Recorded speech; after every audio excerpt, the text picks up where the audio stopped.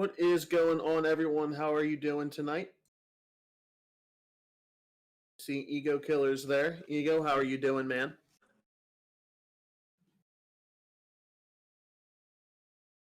Got good old Russell Wilson up on the screen. Newt, how are you doing tonight? Doing pretty good, Dan. Pretty good day to have football to get our season started. Absolutely. It's going to be the inaugural week 1 of the NACL Fantasy Football Madden League. Got a lot of good matchups today. Definitely interesting to see how everything's going to be playing out. Get to see who drafted well enough to get them a week 1 win, who might be getting set up for a pretty long season, and see who might be able to take it all the way in such an early week 1. Definitely excited with the mix of the pro players we have as well as the amateurs. Going to be a lot of good matchups, not only this week but for the weeks to come. Yeah, for sure, man. Like, this is the first week. These games are going to show like who knows how to use their players, because there's one thing on paper to rate their teams, but then another thing, it's like the player behind the controller as well, right? Absolutely. And a lot of these teams also change like the positions of their players and also change the playbooks. So we really don't know what we're heading into.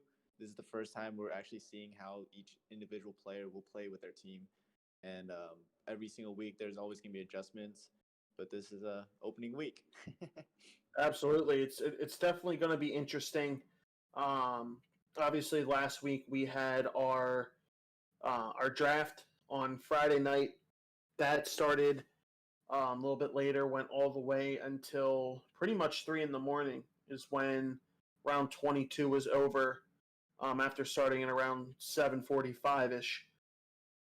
So it's definitely going to be interesting to see how the drafts played off. Obviously, we went through. You and I both did a draft grade. I came up with a power ranking.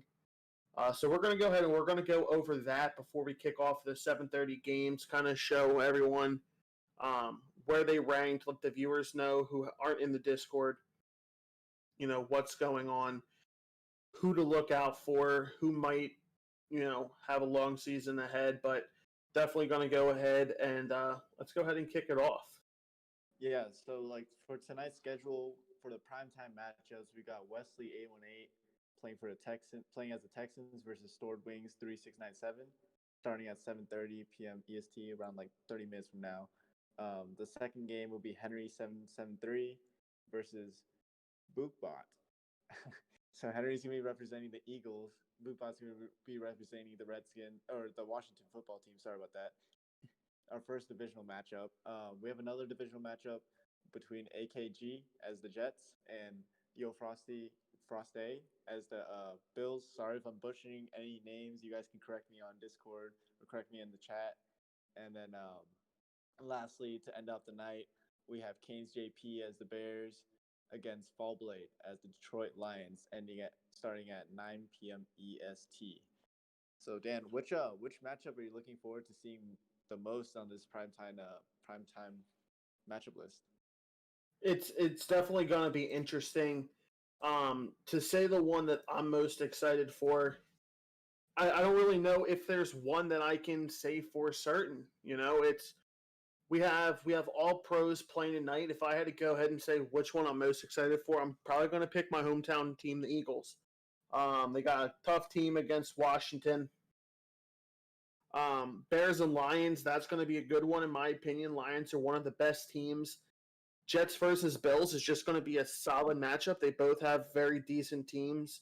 And then Texans and Chiefs, all 4 of those matchups, like you said, they're all going to be very interesting to watch, but I'm definitely going to be excited for when 8 p.m. rolls around and I get to see my Eagles in action.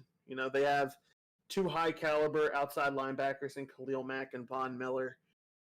So it's definitely going to be interesting to see how that plays out. Yeah, I really agree with that. I'm actually looking forward to that Eagles matchup as well, to see like that's a really scary linebacking core with Khalil Mack and Von Miller coming at you. So we'll see what the football team and Bootbot can do to stop that. No, absolutely. I'm excited to see these guys play. I'm excited to get the action underway, get the season started. Um, I say we go ahead and we jump into the power rankings, kind of see where these teams stack. What did they do? Were they able to draft well enough to get them a high spot going into week 1? Sounds great, man. Which team are we gonna start off with? We're going to go ahead and start with the Washington football team. I have them coming 32nd. Their roster was very unimpressive to me. That's all I can say. I have Washington coming in. Believe you're going to be pulling up their roster here. Really, really not much to talk about. They have a mix of young players and veterans, but I mean, is it good enough with all the high powered teams we see in this league? In my opinion, it's not. You have Jacoby Brissett leading the team. It's when Chandler Jones is your highest rated player and then Robbie Anderson's your second. I just don't think they had a very good draft. Yeah, and they don't have any offensive linemen above 80 overall, so that's gonna be an issue, especially playing against Khalil Mack and Von Miller day one. Um, I'd be surprised. I'd be surprised that they're coming in as the underdogs for today's matchup, but yeah, it's not looking too bright. No, I would agree with you there. So they come in at 32nd. I have the Dolphins coming in at 31st. The player the who Dolphins were like kind of a controversial team coming out of the draft, just because they drafted with one theme in mind for their team, and it's just speed, only exactly. speed, no regards to any other stats. Um, their best player is Buda Baker as a strong safety. That's not a bad strong safety to have, but the rest of their playmakers, they're all just speed. They're all fast players, right? They're all fast players, but um, I mean, honestly, I think he knows what he's doing, just because he came in with one plan in mind, and it was to just get fast players. So, like personally, like he went after that objective and he got it. So I can't blame him for that, but it's not like hopefully he proves me wrong. I don't think speed's going to be the answer to everything. There's always ways to counter speed, as Dan you said during the draft that you just wait. How would you defend that team? With that team, you're going to be pressing the wide receivers. You're going to be sending some blitzes to make sure he doesn't have time to get passes off. I've actually played him a few teams just with. This is just based off of regular teams where he has a quarterback who can throw. He has an offensive line, and he has beaten me. But again, that's with a full team.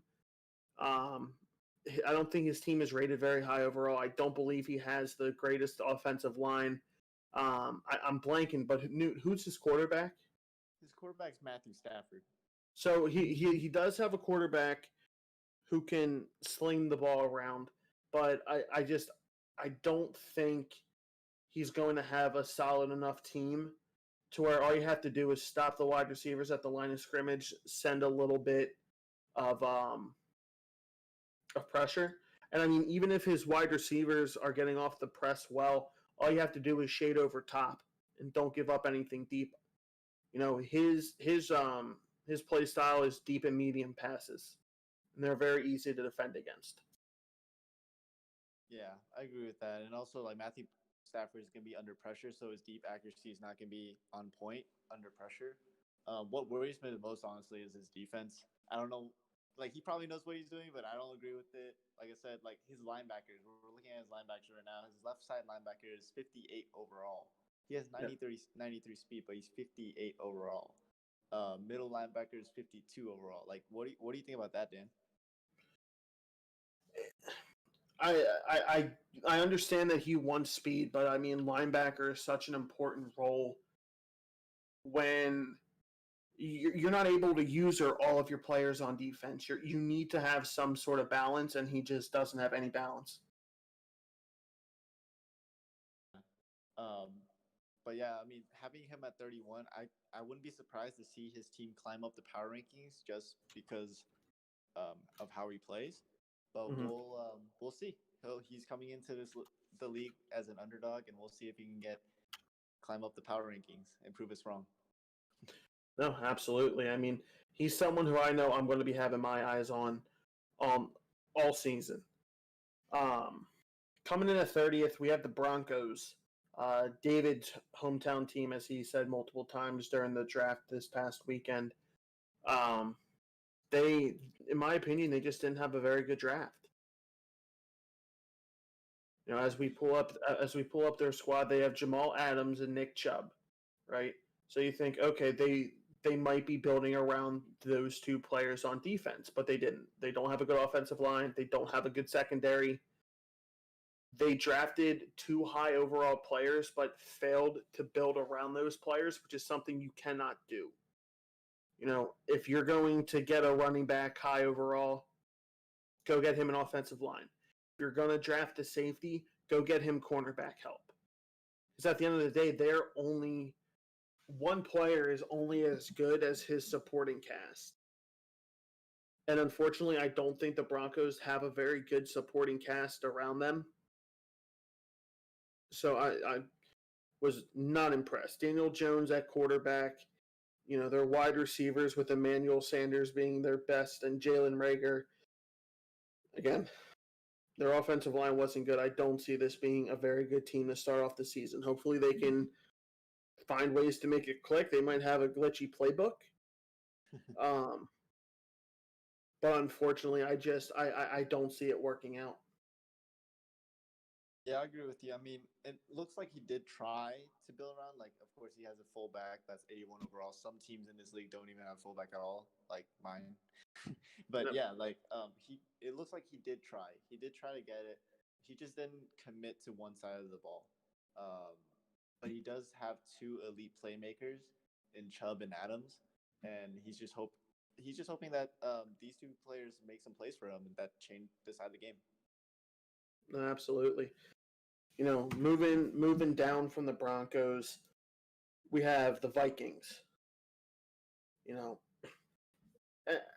as we start at the top, it was very easy which teams were going to kind of fill out the power rankings. You know, they have Calais Campbell, who's amazing. They have Lamar Jackson, who's amazing. They have Cameron Hayward. You know, they have some good players, but for all the superstars they have terrible holes on their team that unfortunately I just don't know if they're going to be able to overcome. You know, you see they quickly go from a couple 90 overalls into the 70s very quickly. You know, a lot of these other teams, they're at least hanging out in the 80 overalls for a while, but I mean, he almost jumps immediately into the 70s. And when you have $10,000 on the line, it might have just been, you know, unfortunately the luck of the draw, and he just was not able to muster together some good picks. Yeah, I mean, But I agree with you. The strong suit of the Vikings is just Lamar Jackson. yeah, It's gonna be Lamar Jackson making plays, Lamar Jackson making glitchy plays. He's like at last year's MVP, you know. But other than Lamar Jackson, I don't see anything exciting about this team. Anything that like really makes a what you call it contending team. So I agree with that ranking that you placed right there for the Vikings. I also have the Bears. You know, so coming in at 29th and 28th, NFC North contenders. I don't see the Bears having a very powerful lineup. You know, like every team, they're going to have their strong suits with Travis Kelce, Fletcher Cox, Darius Slay, Landon Collins. But I just don't see them having depth at playmakers, and it's gonna be tough for the Bears. Yeah, they have Gardner Minshew as quarterback. Their two running backs is Duke Johnson and Chris Thompson, who are both pass catching running backs. So I'm not too sure if they can make some plays on the ground, but they do have two great tackles in Tyron Smith and Lyle Collins. So maybe he's just going to be focusing more on the pass, but he doesn't really. Travis Kelce is really great, the best tight end out there. But other than that, he'll just be targeting, throwing to Tyler Boyd, CeeDee Lamb. Hopefully, CeeDee Lamb progresses as he expects. But this once again is a one-season league, so having a rookie with a hidden trait isn't that much different than having like elite wide receiver. Yeah, it's definitely going to be interesting. I don't like giving players bad ratings because I like to think, I haven't seen anyone play yet. These power rankings are solely based off of their draft performance. As we start to get to see these guys play, that's where you're definitely going to see a shakeup in the power rankings. Coming in at 27th is very surprising, but I actually rated a pro player there. The Chargers. I didn't see the Chargers having a strong draft. He's a pro player. He knows what he's doing. I'm sure he'll be able to make it work. Again, these are based off of drafts. So as we go and look at the Chargers team, we'll get a better sense of why he is where he is. Right off the bat, you see, oh my God, like Aaron Rodgers is his quarterback. Like how can you give him such a low rating? Joe Mixon, Darren Waller, great offensive line, T.Y. Hilton. But everything just seemed very one-sided, and I wasn't really scared of any of the weapons outside of Aaron Rodgers and Darren Waller. It didn't frighten me. Where he was during the draft, I think he could have gotten a better team. T.Y. Hilton and Michael Gallup, those are two wide receivers that do not threaten me. T.Y. Hilton isn't anywhere near what he used to be. Joe Mixon's going to be a good running back. Don't get me wrong, but I wasn't threatened by it. But I'm eager to see what his play style is going to be. Obviously, he's good enough to be considered a pro. I think he'll be able to make waves with the team he's built. But I just wasn't impressed by what he was able to accomplish with the draft. Yeah, I mean, his offense is all Aaron Rodgers, Mixon, Waller, but I mean, he knows what he's doing. He probably drafted those guys to follow his play style. Meanwhile, on defense, I think the defense is what worried me the most. It's average at best, and that might be an issue for teams with like a loaded offense, such as like their division rivals in the Raiders or the Raiders and the Chiefs. Yeah. So we'll see how they do. But I'm just saying, like having Aaron Rodgers on your team as a pro, that might be scary. Yeah. I definitely think he'll be able to do damage, but based off of the team he has, I think he could have had a lot better of a draft. Yeah. Coming in at 26th, I have the Titans. This is starting to get to the point to where everyone else was kind of bundled together. So it was a little bit tougher to, start to get people put down accurately. I just picked on what I thought of the team. You see there, his top few players are T.J. Watt and Amari Cooper. If Dory Jackson gets to stay in Tennessee, but, his team players overalls, it all starts to just go down rather quickly. I forget who his quarterback. If we could pull up his quarterback. Is Tua. His quarterback is Tua Tagovailoa. That's right. A couple of his key positions in quarterback and running back, he went with young players who have development traits. Now, you need 500 snaps to unlock that development trait. That might not happen for several weeks. Not only that, there are low overalls. It's a one-season league. You're relying on young players who are going to develop when it takes a couple seasons in Madden to get them developed. And he drafted Tua on an early round when I think he could have gotten a better option. If you want to have Tua as a backup quarterback, that's fine. Even if you want him to be your main quarterback, you could have drafted a higher overall quarterback and used him as trade bait. I wasn't a fan of the draft strategy, going with young players early on when you only have one season to play. Yeah, I agree with that. From my notes, their offense or their defense is really solid. The Titans' defense is really solid, with their linebacking crew be the linebacking unit being their best um, unit on their team, with T.J. Watt, Deion Jones, Jayon Brown, and Whitney Merciless. Um, we'll see if that defense can win some games. I also noted that he drafted Tua a week too late. I'm pretty sure Tua's ratings went up after how he played this past Sunday. But yeah, we'll see. We'll see how Tua does. Yeah, definitely eager to see that. Um, then we got the Texans, who I believe is another pro player. Wesley, we'll see him actually game one. We will Yep. see him in a couple minutes. Yeah, and again we'll keep you guys updated on power rankings throughout the night. But Christian McCaffrey, you see right there. I'm sure some of you guys are scratching, man. How can you have this guy rated so low when he has the legs of Christian McCaffrey, Marlon Humphrey, Zadarius Smith?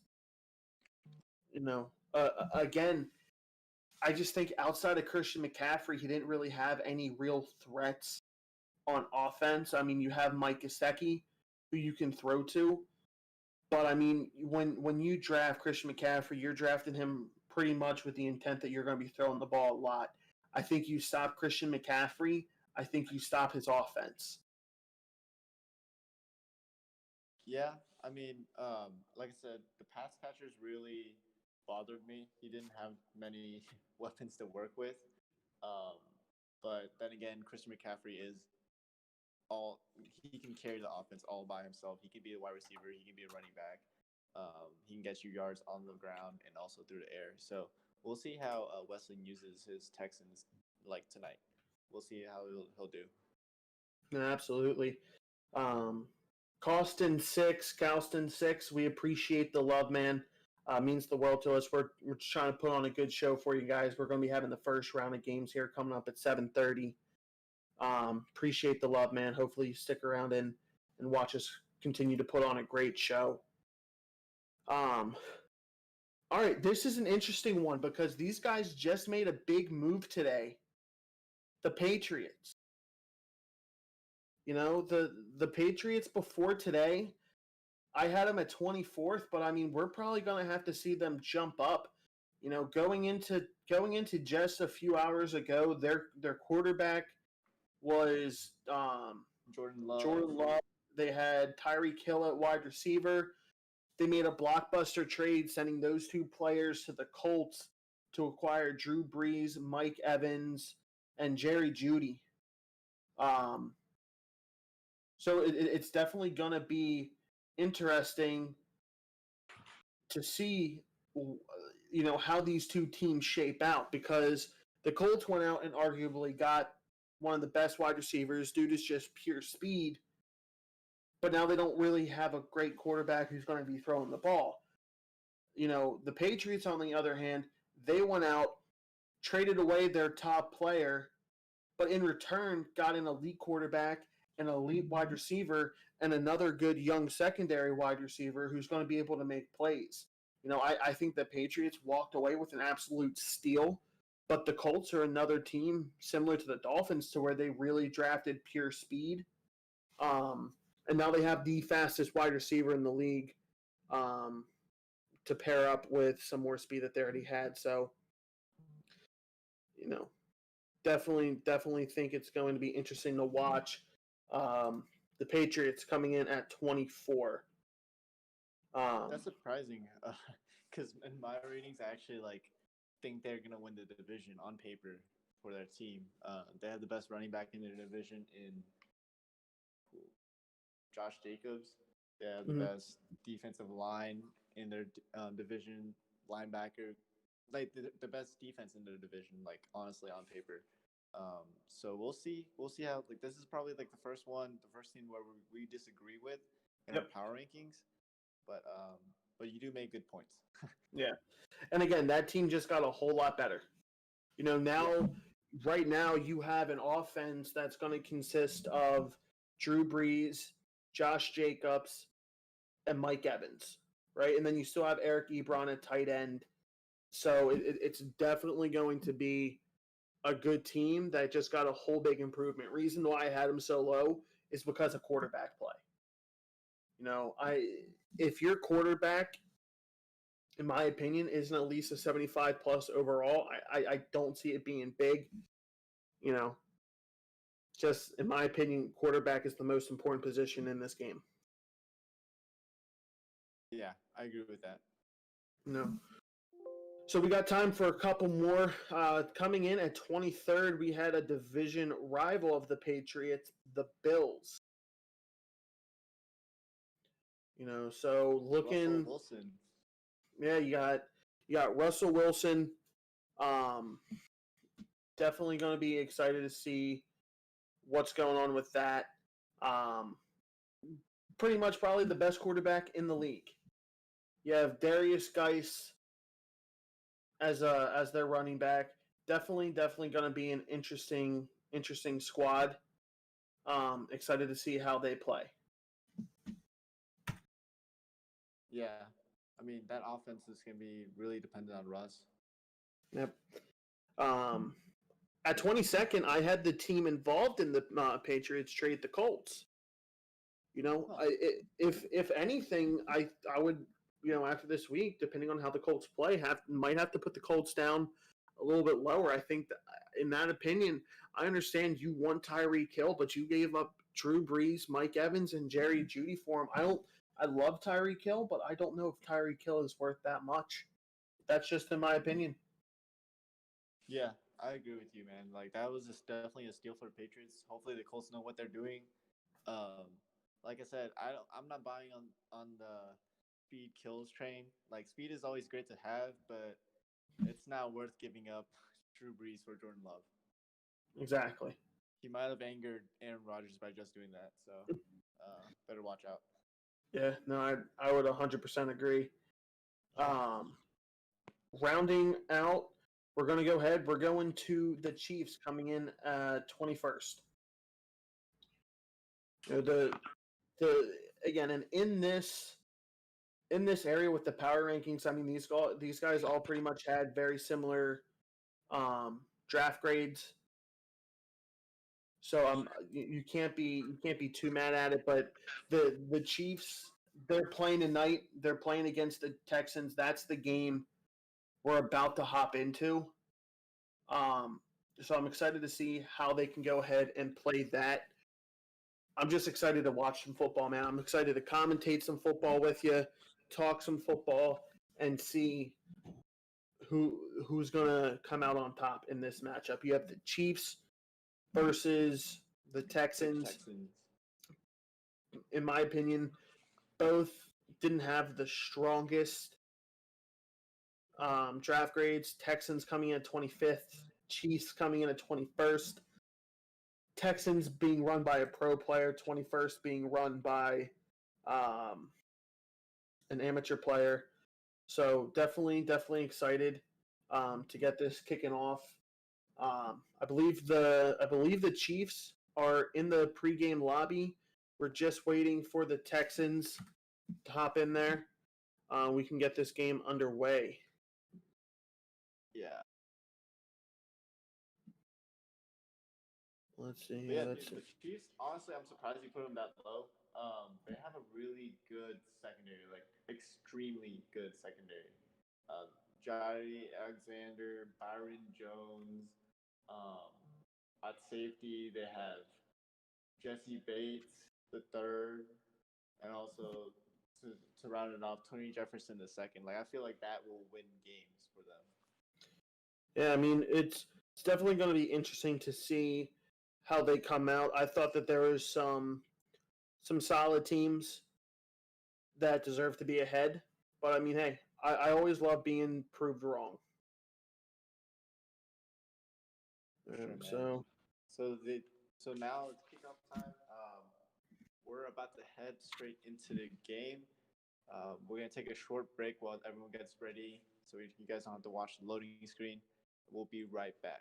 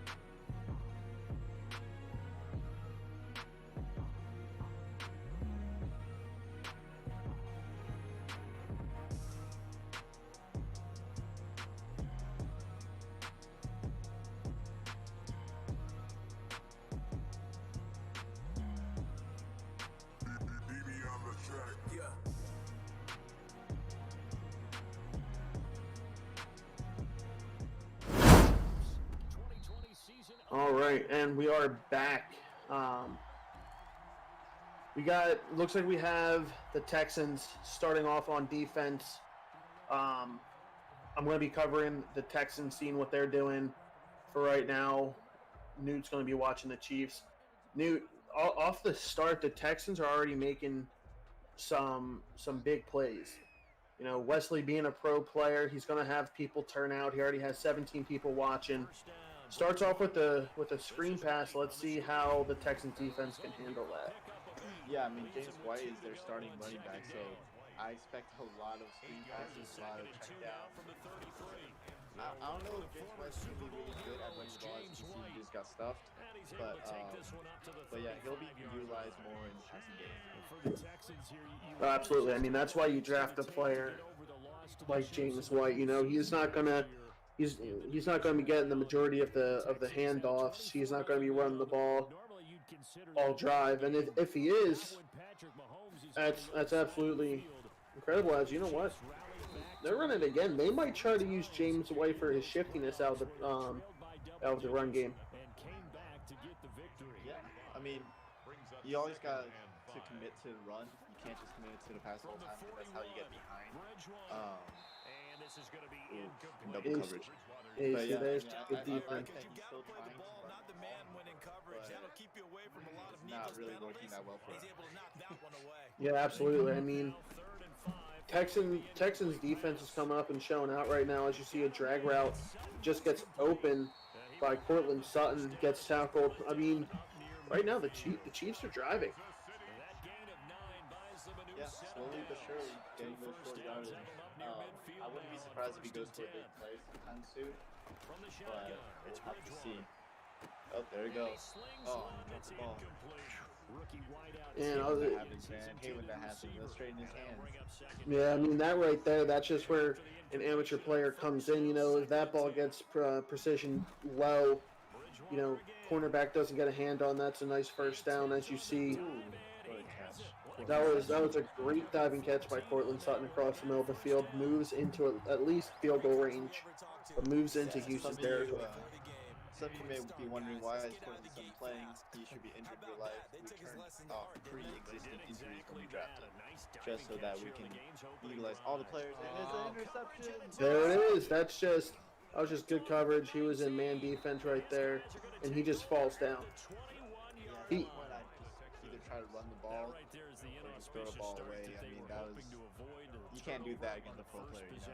You know? Yeah, maybe against me you can do it, but like against a pro player, that's 10 out of 3 times. That's definitely gonna be their fault. Yeah, I mean, right now, you know, the Texans are setting up custom audibles. So he obviously has a game plan. KJ Hamler in there, who's a fast wide receiver. I wouldn't be surprised if we just see him take the top off the defense. As we see a flag come in. What was that, roughing the passer? Oh, passer interference. All right, well, let's see here. I'm eager to see. I think he might just call. No, he audibled. See what he's going to get. I mean, just good lock-up defense right now, and that's going to be an interception. Wow. I'm not. I know. Yes, sir. I think Christian McCaffrey's on. Is he? Oh, he is on the Texans. Yes, he is. Right? That's the best player on the field. I'm definitely surprised that we didn't see Christian McCaffrey get involved in the drive, but I mean, I think that the quarterback got hit when that ball got thrown, which is why you saw nothing but red around the play. So they trade interceptions. Let's go ahead and see if the Chiefs can capitalize. And he gets a nice throw, Jamison Crowder. Yeah, I mean, we see here. Well, I see here. It's a bunch of man coverage. That's what he's running. You know, pro players, they know what's glitchy. They know what they have to do. See James White get the handoff. I mean, when you have Marlon Humphrey and J.C. Jackson, it's not a bad idea to run man coverage. Their man coverage stats are really high. Humphrey with 93 for man coverage, and J.C. Jackson with 87. So looks like we're going to be getting no worries for the outside. as we see an intentional grounding there.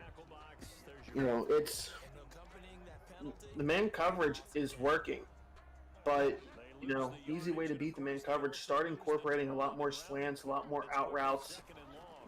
Just get short passes off. And that's where James White comes in. James White gets absolutely rocked. Yeah. They held on to the ball. Do you see this being a very defensive game? I feel like I can see that happening. Really chippy game. It's definitely going to be an interesting game, to say the least. To start off, it's a lot of defense. I think that Houston just got a bad break, which is why you saw the interception there. But, I think that Houston right now is reading the Chiefs like a book as you see us going into hurry up. I don't know if you're there, right there. Yep. And he just goes right down. He's not interested in returning anything back. I don't know how many turnovers or how many mistakes you're going to see when it comes to Wesley. As you see right there, he's going to have wide open, passes it up the field, and gets a beautiful animation.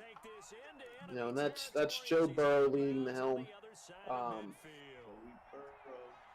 just don't know how many mistakes you're going to see this guy commit. They still have not run the ball with McCaffrey. Yeah, well, I don't know how much you're going to. I mean, I haven't even really seen McCaffrey go out on a route.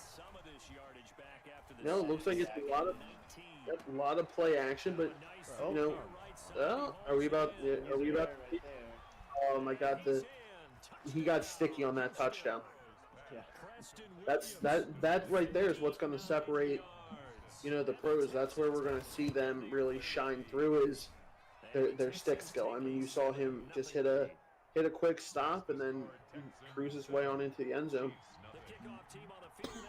You don't see many players online doing that. You going to see a return here? Nope. He's going to take a knee. Yeah. Chiefs, you're down 0-7. What's going on in your mind right now, man? Stop turning the ball over. He's working so hard to get himself into scoring position. He's been past the 50-yard line each time, in field goal range each time, and he's just making bad reads as the field gets shorter. He's able to march, but when push comes to shove, he's not able to punch it in, and that's really what's showing. Again, Houston first drive got hit as he threw up a duck, and there was 3 Chiefs sitting right there. I don't see that being a theme tonight.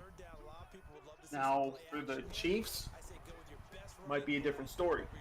As you see right there, he's going to throw the short drag routes. He's trying to play it safe. There's only so much you can do, right? Like, the Texans are just letting them do the short routes as long as no big plays are going off. And there goes a sack. Yep, you see right there, he pretty much sent an all-out blitz.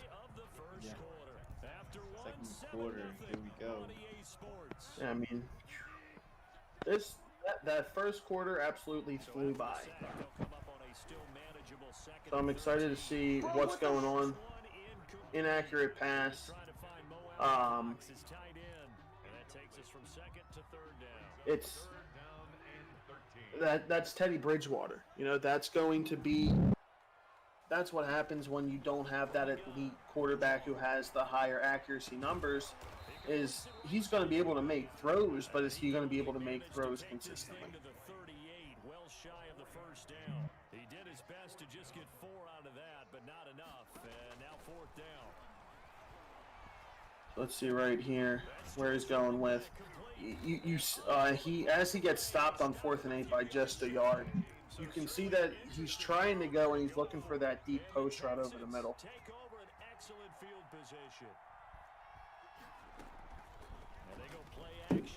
All right, so we got Texans back on offense. He finds his wide receiver. One play, one touchdown. It's I guess his corners are just a lot better. that's what happens when you send a blitz. I mean, especially on a play action. You know, he's going to have the little bit extra blockers to set that play up, and then at that point, it's who's ever faster. And right there, Houston was just faster. They've scored touchdowns on 2 of their 3 drives. The first drive, obviously, they had the turnover. But right now, these guys are cruising. 14-0. Now you're just pressured to make a big play, and all the Texans need to do is just not give up that big play, right? Yeah, especially since the Texans are going to be getting the ball at halftime. You know, running the ball has worked on the Texans. You know, he's going in a hurry up a lot, trying to catch him in a play he doesn't like. But you know, this play action right here, as you see, he just doesn't have anything open, and that was a blitz as well. You know, he's not getting the time he wants. He's not getting the looks he wants. I think the Chiefs right now, they're starting to panic a little bit, especially if they can't. They have to put points up on the board right now. You know, that drag route just lost them about 7 yards. No, it's definitely going to be interesting to see what transpires. As you see here, Bridgewater's rolling out. Just James White again. As he gets absolutely rocked. I mean, Teddy Bridgewater's 12 for 18 with 2 interceptions. You know, James White has 5 catches for 33 yards, but right there on 4th and 8, you're throwing behind the sticks. Yeah, Texans are playing bend but don't break defense right now. Exactly. You know, that's all they need to do because they know that on offense. Yep. Make sure to keep your eyes out for the same play action pass that's been absolutely killing him. Can he get back there? He has B wide open, but he still gets the first down. So how would you counter that play? Because he keeps on playing the same exact play, but there's different options and different players that he throws to. So Dan, like how would you advise? Like if you were the Chiefs coach right now, how would you advise them to counter that play?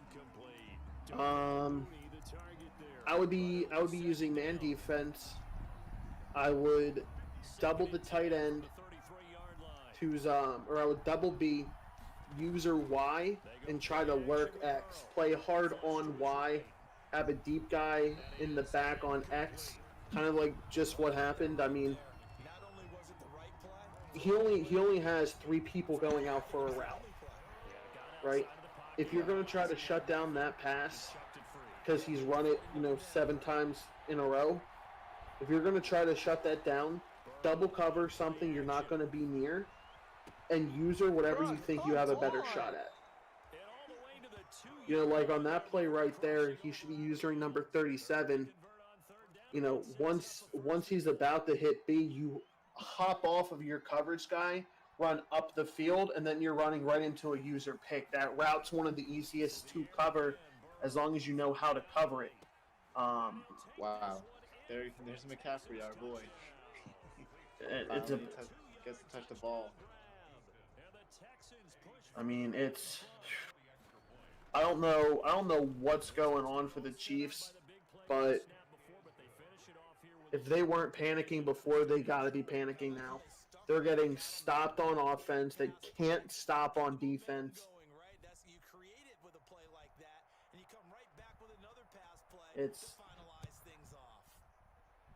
Texans came out. I ranked them 25th. They're definitely going to be moving up in the power rankings. I can tell you that. Yeah. It's insane because he's doing this against Byron Jones and Jair Alexander. I was raving about them before the game. And now I guess it just doesn't matter. Like, it doesn't matter what overall you are. Yeah, I mean, receivers will still get open. Yeah, he definitely uses. He definitely has a scheme he likes to run. That's evident. In his stream, you know, he's advertising his playbooks via 818men.com.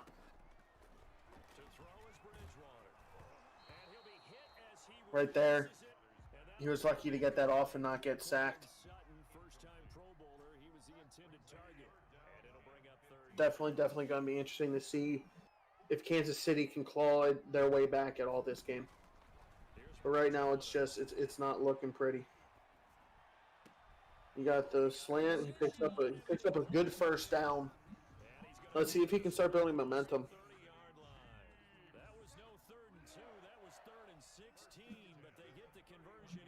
We gotta change it up because you already know Wesley and the Texans are gonna make some adjustments while he's Oh no, Sutton was wide open. Yep. Again, he's.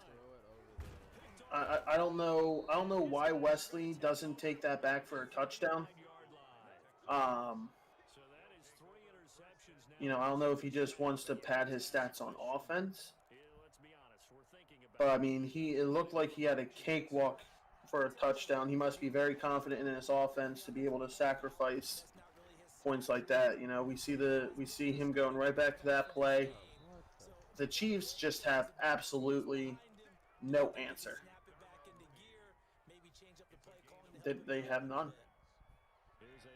Yeah, I mean, after that first interception just, I mean, like you said, it was an anomaly, pretty much. It wasn't going to happen for the rest of the game. Yep, I mean, Joe Burrow, 9 for 12, 242 yards. He's just absolutely tearing it up. All right, good. Smart play, throwing that out of bounds. You can't knock him.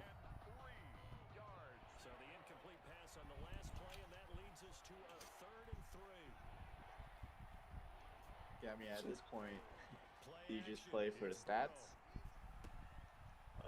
I mean, you have to. The Chiefs. Yeah, I mean, because if anything, this is just like a wake-up call to your team, and you see what your team needs, and you see what you're going up against, right, in this league. Yeah, it's definitely going to be a competitive league.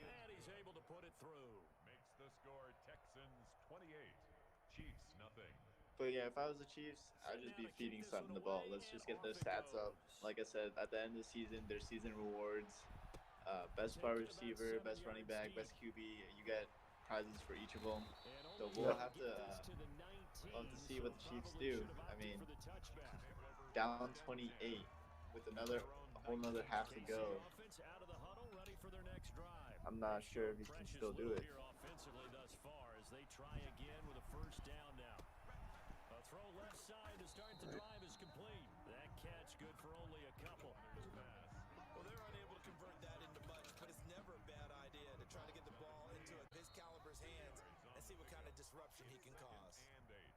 So would you, after this game, would you put the Chiefs lower in your power ranking, or do you still stand by where you put them? It's all going to depend on how the other teams play. I mean, honestly, I know right now there's a little bit of an issue going on between the Dolphins game. So that game might be getting played tomorrow. The players not being responsive. Which is odd for Yanyo, considering he's been one of the most talked about people in this game and in the chat. It's all going to depend on how these other players play. Honestly, it's, as you all see, almost a user interception there. I mean, right now, the Chiefs would be moving down, especially if they, don't put up a single point. Which right now they're on pace to not put anything up. But the crazy thing is they've been in the red zone like probably once or twice so far, right? And they've been like really bad interceptions. Yeah, but I mean those are plays you can't give up. I mean I'm so happy he's getting to the red zone, but he's not putting anything up on the board. He's playing against a pro player. I mean this game, in reality, he should at least have a touchdown or two. Oh, there we go. That was a nice play. I don't know if the little celebration at the end was necessary. Maybe he's celebrating finally getting points on the board. Yeah. I'm not sure that they have illusions right now of, okay, we're going to score 8 times in a row, we're going to be terrific. But to I mean, hopefully this gives his team some momentum, but let's see if his defense can stop that offense. I mean, it's insane. Yeah, I mean,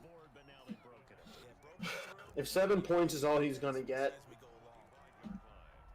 you know, this game, we very well could see a 50-point performance out of Houston.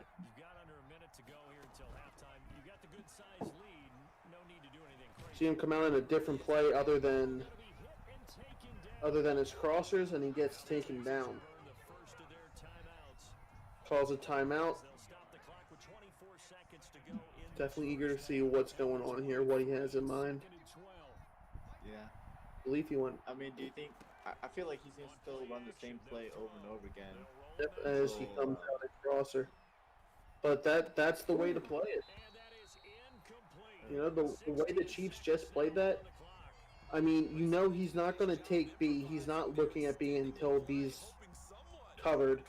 No, he's looking for Y or X. You know, you get it to those guys. You cover those guys with your user. Make a dumb read, and you're set.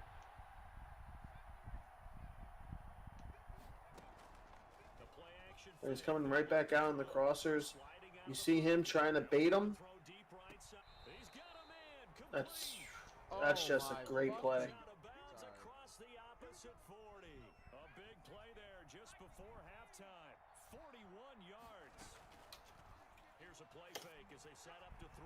Same play over and over again. Jeez. Like, how do you move your safety below that to like counter that? Because I feel like that the strong safety standing in the back is just not doing anything. Yeah, I mean,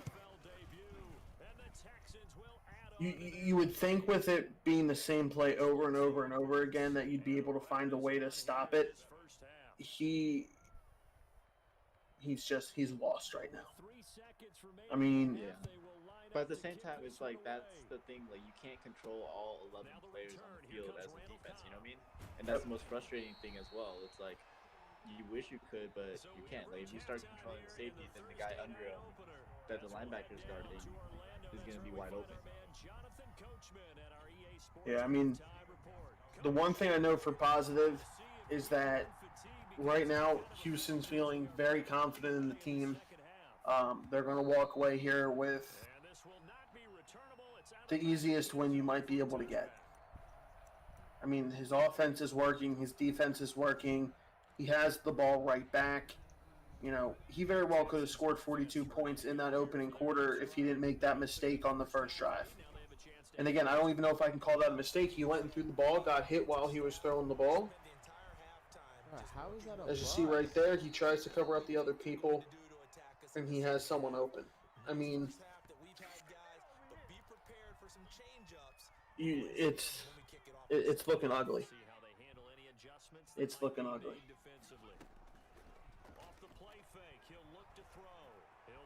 And you see Tony Jefferson covering Y, but he's going to throw to X. No, he throws it away. All right.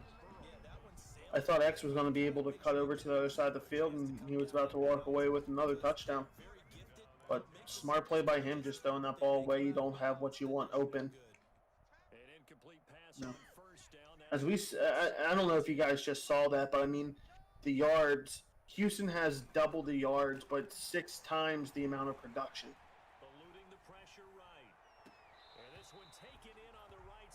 You know, I'm just glad he's forced them to a third down. Get another stop here. He might have figured out how to stop this play, but it's far too late for that.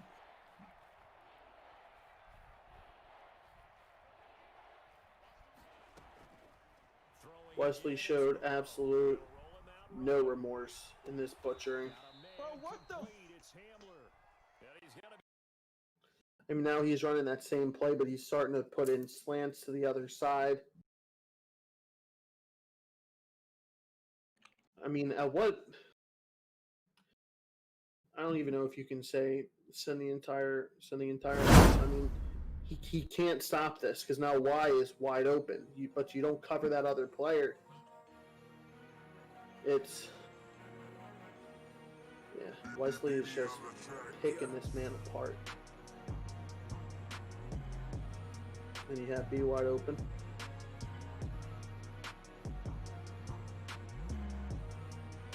Man, I'm pretty sure I play the Texans soon.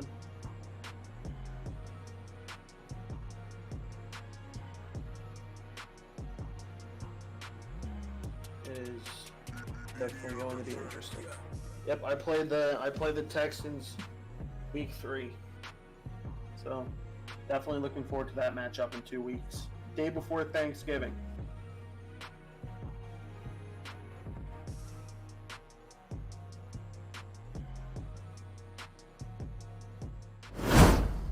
Yeah, Wesley's starting to pull in his viewers. He's up to 30 viewers on his stream. Yeah. Stored Wings stream went down, so we're tuning into Wesley's stream right now. But Stored Wings is still playing.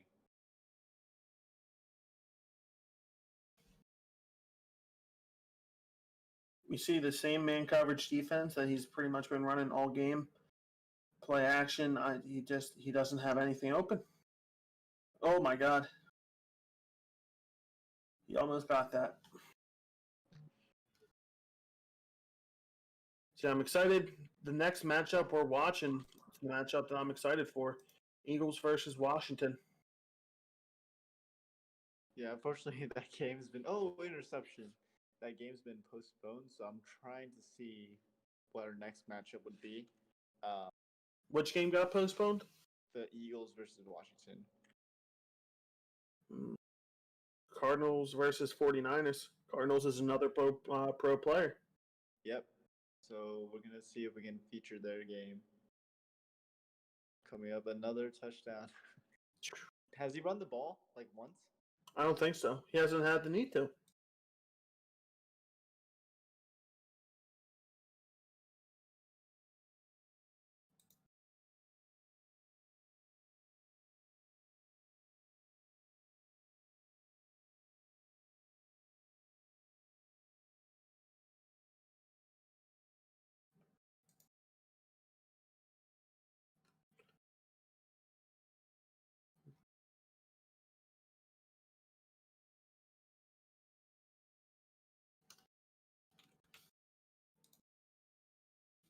It's just crazy. Like that skill gap right now is really showing. Like people always ask, what makes a Madden pro? Well, this.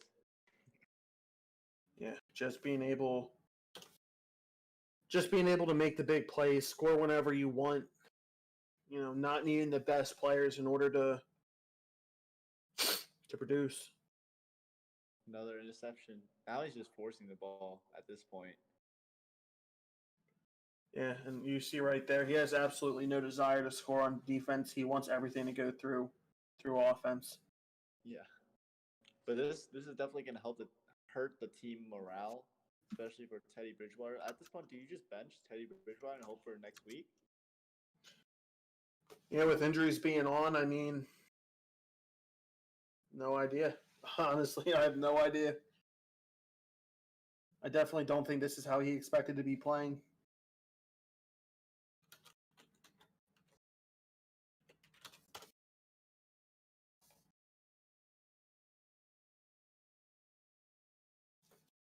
Yeah, so this just in, we're gonna switch over shortly once they kick off to Cardinals and what you call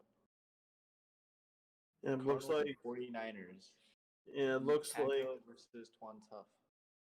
Where do those two teams rank in your power rankings? So I had the 49ers ranking 16th. And who was the other team? Nick Hecko with the Cardinals. I had the Cardinals ranked 9th. So definitely, hopefully a better matchup both game-wise and matchup-wise, because obviously as We continue to watch the Houston game. Score of that is 56-7. His chat's hyping him up, saying he's putting up 100. Oh, crazy. That's I mean, crazy. I mean, he is on his way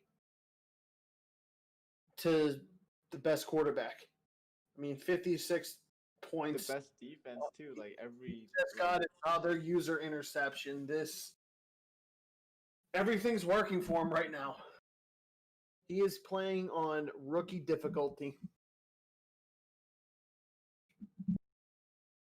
Same play over and over again. I mean, do you think he just plays the same play because this is sort of kind of like It worked.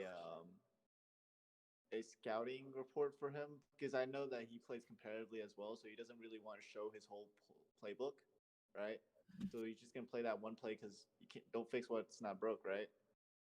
Yeah, I mean, honestly, he very well could have been running the one play, saw that play's working, and why leave it? As he gets another interception. Crazy. I hope my game's that good tonight, but I'm playing a good team in the Giants. Yeah, I mean, I'm kind of scared now because I'm playing one of the club champs as well in the Raiders. This is gonna be interesting. Like, I don't think I'll be able to stop him at all. I hope I'll make it a close fight, but I'll try my best to not get blown out. I have faith in you, Newt. Thank you so much. Thank you. All right. So, as we prepare to switch over to the Cardinals and 49ers game, did you want to talk a little bit about those two teams? Yeah, I mean, we have time, you know. Cardinals right off the jump, I had them ninth, the ninth best team. I'll read my draft grade on them. I had them as a very similar build to the Browns in the fact that they had very good players on offense all the way around.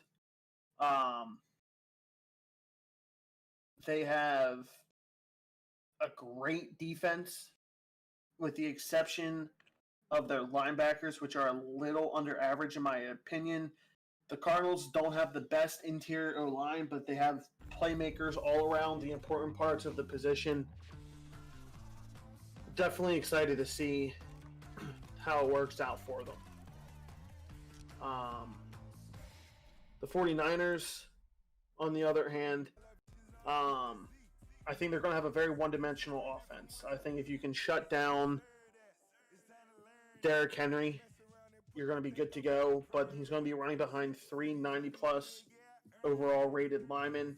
Wide receivers are very disappointing. They have a great defense, but again, it's going to be tough to see.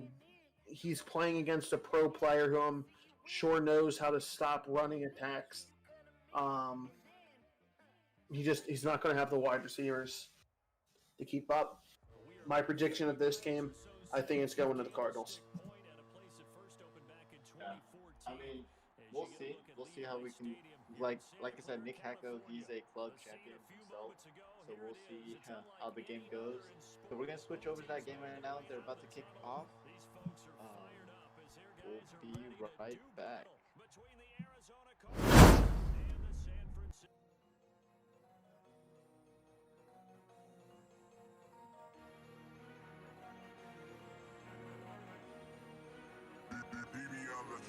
Yeah.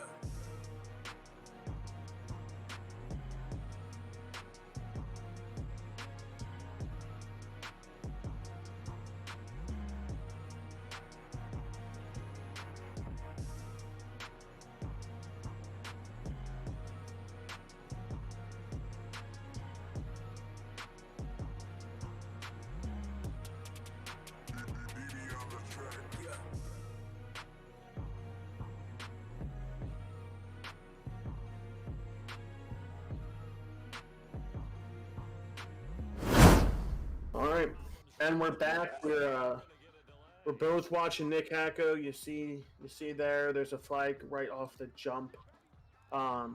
Nick's going to be starting off on defense here. Again, I think I'm excited to see how he's going to be able to shut down Derrick Henry. Yeah, it's a daunting task to shut down Derrick Henry, especially with those. As you can see, those 390 overall offensive linemen. Yep, they all have the stars under their name, so they all have abilities. So who knows? Maybe they're going to get better blocks for Derrick Henry, depending on what their abilities are. See D.D. Westbrook going in motion a lot, but all right, Derrick Henry. Yep, there's Derrick Henry. There is the first overall pick of the draft, the entire draft. Let's see if he can get him going. No, I think he'll take those 25-yard runs all day, every day. I mean, damn, I know I would. Yeah, so this is the first divisional matchup between the Cardinals and the 49ers. Some notes on the 49ers they have a great run game. Like, they drafted around Derrick Henry. Their defense is subpar, but that is because they have those 90 overall offensive linemen. Yeah, they went offense first, but strictly the run game. They didn't pay too much attention to the pass game. You also have Cam Newton, who's able to run as well, so definitely eager to see what kind of plays we're going to be seeing today, other than just if Derrick Henry. Yeah, and for the Cardinals defense, I didn't have them rated too high. Their secondary is actually solid, but their linebackers and defensive line aren't really that great. So it's pretty much a pretty good matchup for Derrick Henry to just run through, as you can see right now. Both teams are very offensive, so I think this is definitely going to be an offensive shootout. It's tough, I don't know if you're going to be able to get into. When I think of offensive shootout, I'm thinking of quarterbacks just trading blows. I don't know how many. When you're getting someone who's just running the balls constantly, as the 49ers, they're gonna be taking up a lot of time. Like even in the run game, he goes with Derrick Henry. It's name of the game. Stop Derrick Henry. Yeah, pretty much, yeah. And they also have Le'Veon Bell as Derrick Henry's backup, which is not a bad backup to have. No, I mean, if he wanted to, he could throw Le'Veon Bell out at wide receiver. Yep. Checking in on Wesley's game, score of that is 70-7 with 7 minutes left in the fourth quarter. So what an inaugural game. A 70-point blowout victory. Ravens he sent a message out to the whole league, man. Yeah. Ravens beat the Browns to move on to 1-0. I had the Ravens ranked as an A-. I also had them as the third best team in the league. So excited to see the Ravens get their first win. Bobby, congratulations, man. You see right there, I mean, just blew up that run. I mean, that's gonna be the biggest thing, is if he's just gonna run the ball, if he's not even gonna make any attempts to pass until he absolutely has to. Cardinals might be settling for a lot of field goals. No. Yeah, it's the bend but don't break defense, as we saw with what Wesley did. But running the ball, there's less chance of getting a turnover. So this strategy is definitely working right now. Protect the football, right? Less chance of getting the turnover unless you keep Derrick Henry in for the entire drive. He gets tired, and next thing you know, he puts the ball in the turf. But he ran his way right into field goal range. Just makes that, takes an early 3-0 lead over Arizona. Now we get to see the pro player come in, and let's see how good these pro players are going to be. Let's see what he's going to be able to do against this 49er defense. How early did you pick your kicker? I didn't Did you pick pick a kicker at all? I didn't pick a kicker. There's honestly, I don't see a big need in drafting a kicker. I go for it a lot on fourth down, unless it's like unless I need that field goal to win. You know, if it's you don't see me kicking too many field goals. But I mean, I got lucky. The computer auto drafted me Jake Elliott, who has an absolute missile of a leg. So I lucked out with a powerful kicker. So even when I want to go for field goals, I'll be able to do that very nicely. Yeah, I see. Like, I don't think too many people are gonna go for that kick. I mean, the 49ers just got in field goal range starting off the opening drive, so but I don't think we're gonna see another field goal until like probably the end of the game. Like these guys are probably gonna go for it every single time. But yeah, the Cardinals' offense, very high-powered offense. Derek Carr at the helm. Julio Jones. I believe they have Todd Gurley. Yeah, they have Todd Gurley as running back, and Deshaun Jackson as tight end. So they're probably not going to run the ball too much. Nope. Or if they do, it's not going to be with Deshaun Jackson blocking for them. Yep, as you see there, precision's up, but Derek Carr's just not able to make that throw. You know, that's going to be the bummer of having some of these lower overall quarterbacks is they might not be able to make the throws you want them when you want them to make it. You know, they might come out of nowhere and make an absolute insane throw you didn't think you'd get. But when you need a throw to happen, are you going to be able to rely on them? Yep. You know, we see Julio Jones getting playmaker to be doing a post route over the middle. Let's see if his offensive line is going to be able to give him time. Risky throw. On tough with a solid defense. No, absolutely. You know, Houston, Kansas City game, 3.5 minutes left. Still same score, 70-7, but Houston looks like they're about to score a touchdown here in the next upcoming play or two. It's insane, man. It's definitely interesting. I will give them that. Yeah, the 49ers, their secondary is nothing stands out on their defense, on their secondary. They have Desmond Trufant, Brian Poole, Mackenzie Alexander. Their safeties are Rodney McLeod Jr. and Jabril Peppers. So it's nothing that stands out. Like that can be like, yeah, he's definitely a Julio stopper, you know? Yeah. Well, you see there, he picked up a nice first down. Aside from Julio Jones, he also has Terry McLaurin and Willie Snead, so he has a good wide receiving core. Plus, I mean, technically he has Deshaun Jackson in that pass-catching group as well, just hasn't moved over to tight end.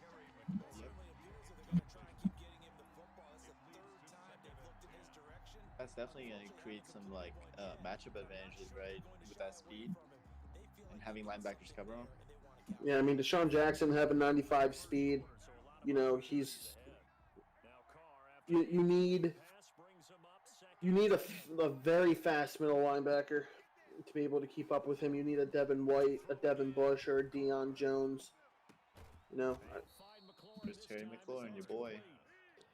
You know I love me a little bit of Scary Terry, even though he played for my rival college and he plays for my rival football team, the football team. Really? Yep. That's crazy. Oh, that's a bad throw. Yeah, honestly, I don't think it's like more of a bad throw. It's just like he's playing with Derek Carr. You know, Derek Carr's 82 overall.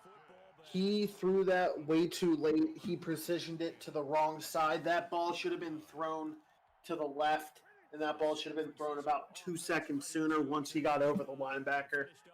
He hesitated. He pass led to the wrong side. That's just a mistake I don't expect out of a pro player. You know, not only that, just not covering Derrick Henry on that run. I mean, he's got to find a way to shut down Derrick Henry, who right now is averaging a little over 5 yards a run. Yeah, that was the problem. Like that's theme of the night, man. How do you stop Derrick Henry? Yeah, as you see, like we still got a couple minutes left in the first quarter, but I don't know. I think we've seen one pass play, and that was to Derrick Henry. And it's just crazy. You see all those lanes that Derrick Henry has because of those offensive linemen as well. Like he can pick and choose where to go through. Oh, that's a good stop. Yeah. Houston, in case anyone is curious, is up 84-7.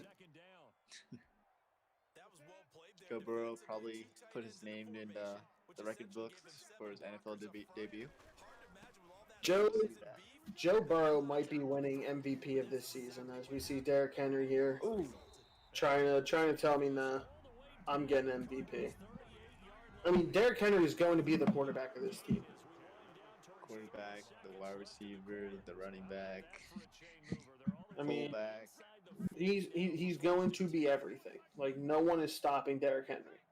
I thought that if there was going to be any player that would know how to stop Derrick Henry and slow him down, it would be the Cardinals, because they're a pro player. You know, we might have to wait until we see if they play the Chargers to see, some of the other pro players stop them. But this dude's just not giving up on the run. He's just going to keep pounding his way down. If he gets stopped in the red zone, he'll take his field goals and try to play some lockdown defense.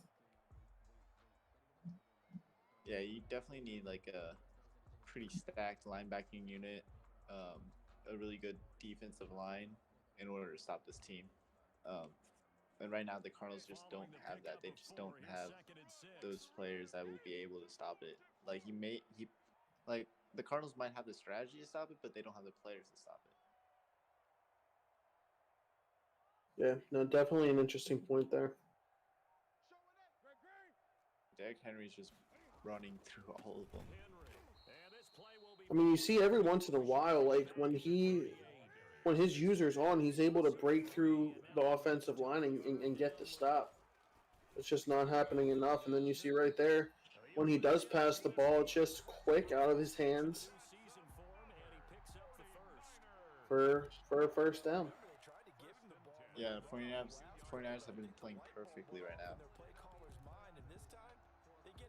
But that was definitely a bad interception in red zone.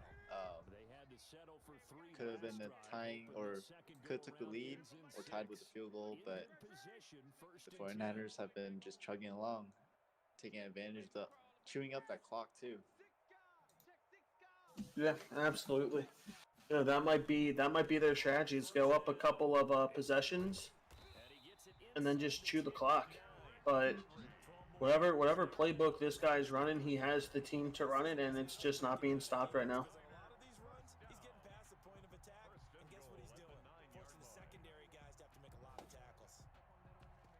I remember we were all surprised because I think Henry was taking up. You said number 1 overall, right? Yep. First overall, we're like, wow. But now we see why. This guy, I can definitely see him, like, especially since it's user versus user, I definitely can see him getting like 200 yards a game, easy. Just because of the volume. Yeah, I mean, no matter what the 49ers record is going to be, he might be winning himself a little bit of money for best running back. Yep. We just saw, and it's crazy because like the last game we just saw someone dominate straight through the air, and now we're seeing someone dominating through the ground. Yeah. We'll see what the Cardinals do to counter back, because Cardinals didn't have any issues moving the ball. They just made one bad mistake. Like, honestly, this should still be a one-possession game, but they made a bad mistake in the red zone. But let's see if they can bounce back. Yeah. Houston game, there's 21 seconds left in that. Houston has the ball on Kansas City's 18-yard line. The score is 91-7. He wants it to be 99. Ooh. That was a close one. He almost just threw an interception to have that away. As you see right here, the Cardinals back in action. Where's he going? Almost throws a user interception right there. Gotta be wiser. Gotta be smarter than that.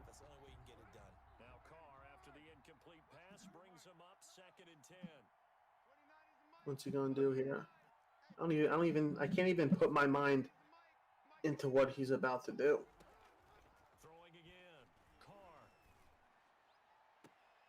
Oh, Did he catch? He wide open. caught that.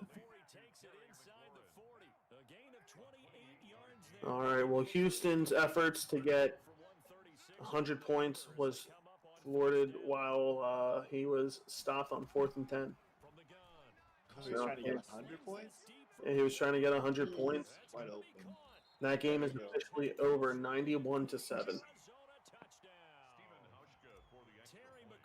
All right, look at that. I get a turn away, and Arizona scores a touchdown, makes it a 7-10 point game.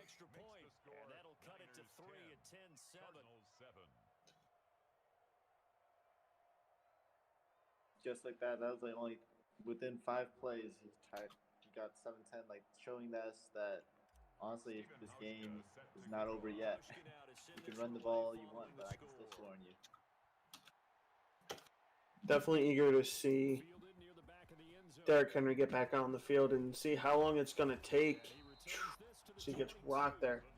Eager to see how long it's going to take to get the run game stopped. If he's going to be able to stop it at all.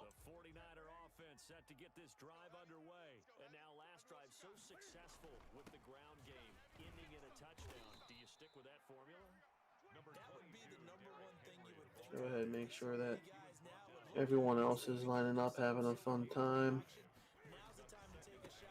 What team is Frosty?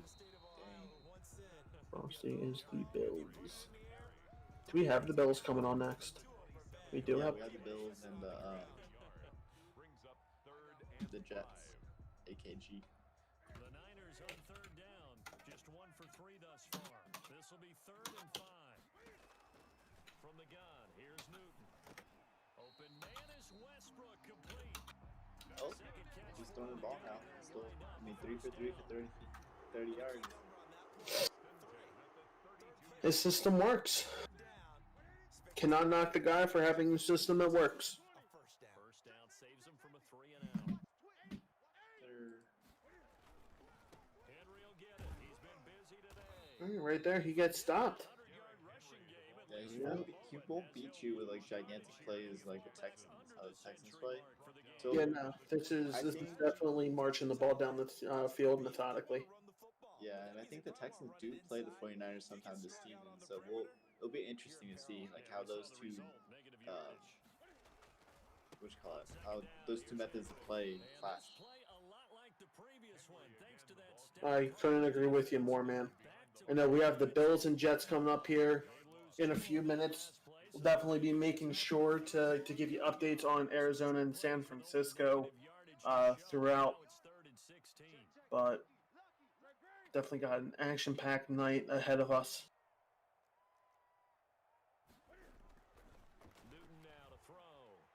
As he comes out, throwing the ball. See, that's what's going to happen. Is he's so reliant on the run. You're not going to see him get those big plays. You know, if he gets stopped a couple of times and you see him get into a 4th and 15 kind of situation, I don't know if he has the ability to get himself out of it. It'll be a 45-yard punt, couple that with a loss on the return. And the Cards will take over 1st and 10 at their own 24-yard line. Ready to go with their next drive, and at the line, the Cardinal offense. Things are starting to move in the right direction. Let's see here. Arizona's coming out there in a prime position to be able to potentially take the lead going into half. Only a minute away from the 2-minute warning. Julio Jones gets hot routed onto a post route. Let's see what he's able to cook up here. I don't even really see him making hot routes. I think he's just faking it. But you know what? Derek Carr is going down. Frank Clark is able to hit home and get the sack.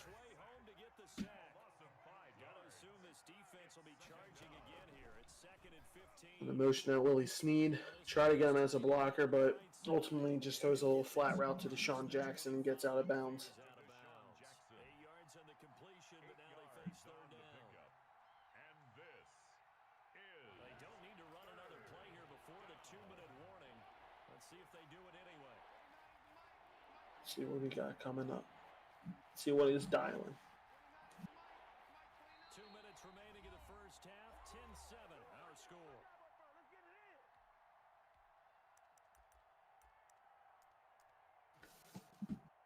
It's definitely taking him a little bit longer to pick his play. He has to get some substitutions going.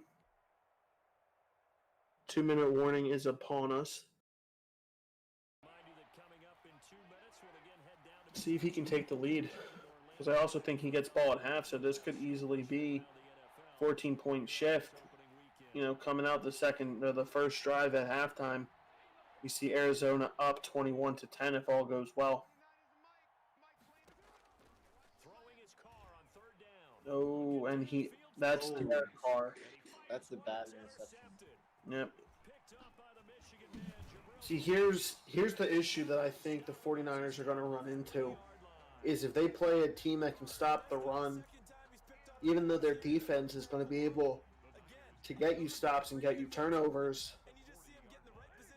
are they going to be able, you know, if they get the ball back and they have to come up and score with 45 seconds left and only have a timeout or two, you're not going to be able to run the ball in that situation. Are they going to be able to muster up a good enough passing game to be able to come from behind and win if they have to?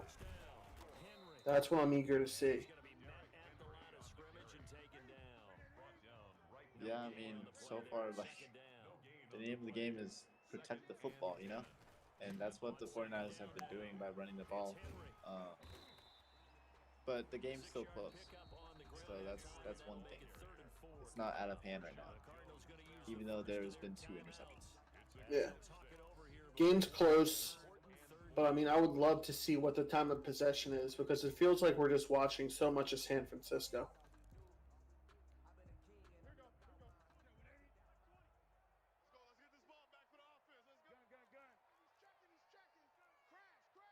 Third down and 4.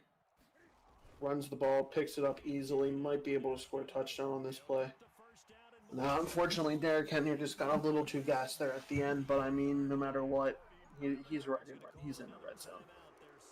If he really wanted to run the ball again, don't score, you know, make him waste that final timeout. I mean, you can go into the half with a 10-point lead and really put some pressure on him coming out of the half.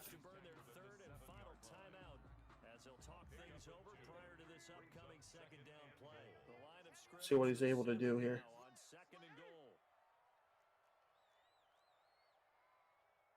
Audibles into I formation, gets stuffed behind the line of scrimmage. That's good defense. Like he's able to shoot through the line of scrimmage with his user linebacker or his safety, and he's able to get some stops. He's just not getting the stops consistently enough, as you see right there. Ooh. Throws for a touchdown. Puts the pressure on Arizona. You're going to have 50 seconds left. You get the ball in half. You get a field goal here, you'll be happy. You know, you don't have to put pressure on getting a touchdown. Don't rush anything. Don't turn it over. Don't be afraid to walk into halftime with 7 points. Because the one mistake you cannot make here is try to get fancy with it, throw an interception, turn the ball over. Next thing you know, San Francisco now has an opportunity to go up 20-7, or even worse, 24-7.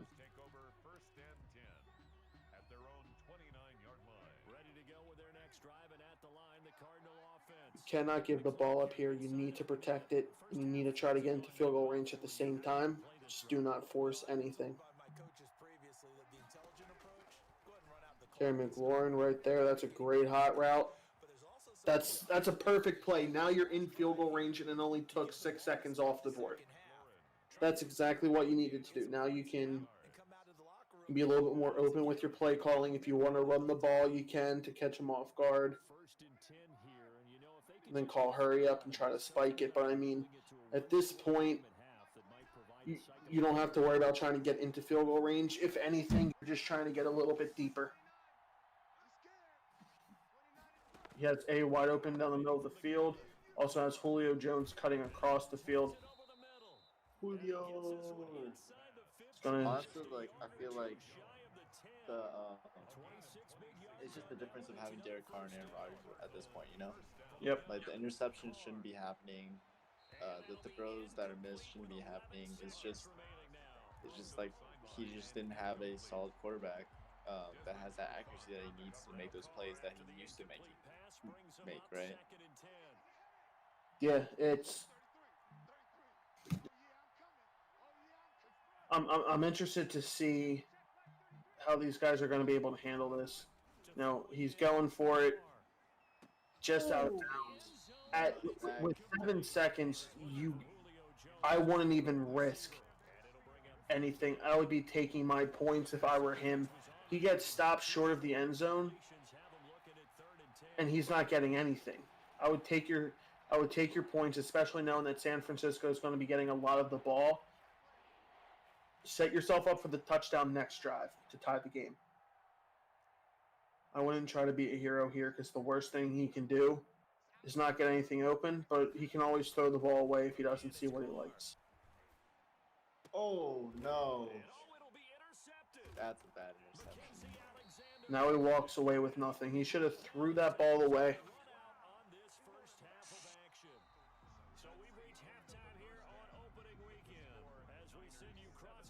Twan Tough, or Twan, Twan Tough up 17-7 against Nick Hecko. Arizona ball. We'll see. I mean, I don't expect to see that many more scores this half. But you just gotta protect the football, you know, especially against a team like that, like where they know they can run the ball. Now at this point, they're just gonna run the ball down when they get the ball, run the clock down when they get the ball, right? Yep.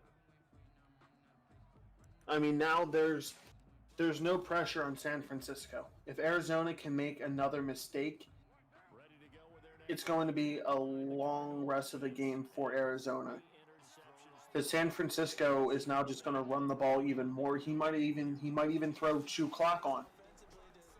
You know, I would expect to see a lot of that from the San Francisco 49ers. Just once they try to establish a lead, going into the second half, you chew the clock, give your opponents as little time as possible in order to score on you. Oof. That was a nice throw by Derek Carr. I would have liked to see that ball thrown a lot sooner. A little bit more of a bullet pass and try to rack catch it. I think he had the open field to do that. I think he could have tried to potentially make a move.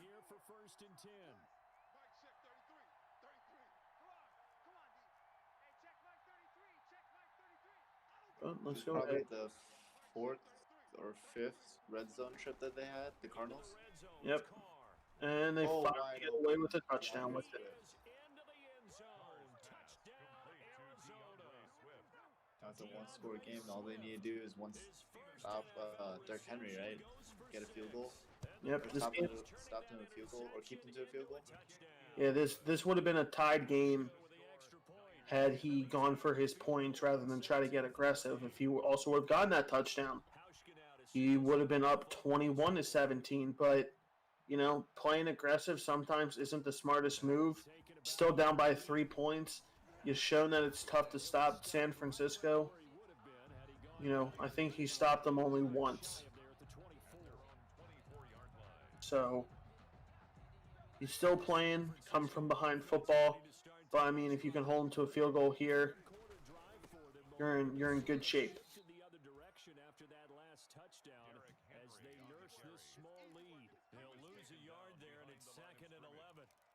Where would you rank Derek Carr in like the whole league, like the rest against all the other quarterbacks? In terms of Madden or in terms of the NFL in general? Let's start with Madden and then NFL in general. In Madden, Derek Carr is not a quarterback I would want to use. If I had the choice between Derek Carr and Tua, I'd probably be going Tua because at least Tua is able to do speed well.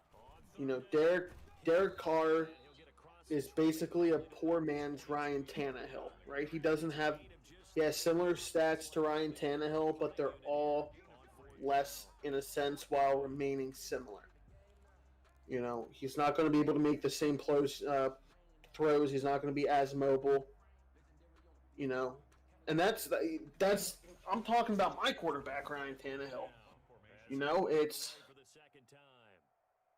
they're a similar build. They're, you know, it's almost like a Carson Wentz thing as well. You know, they're not known for being a Lamar Jackson.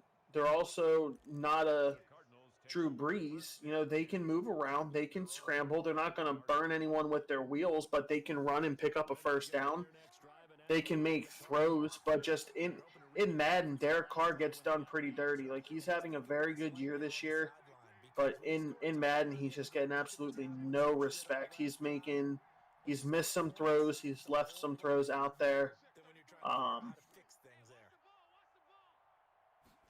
Believe me, there's a lot worse quarterbacks that you could have manning your team. But I'm just glad I don't have Derek Carr manning mine.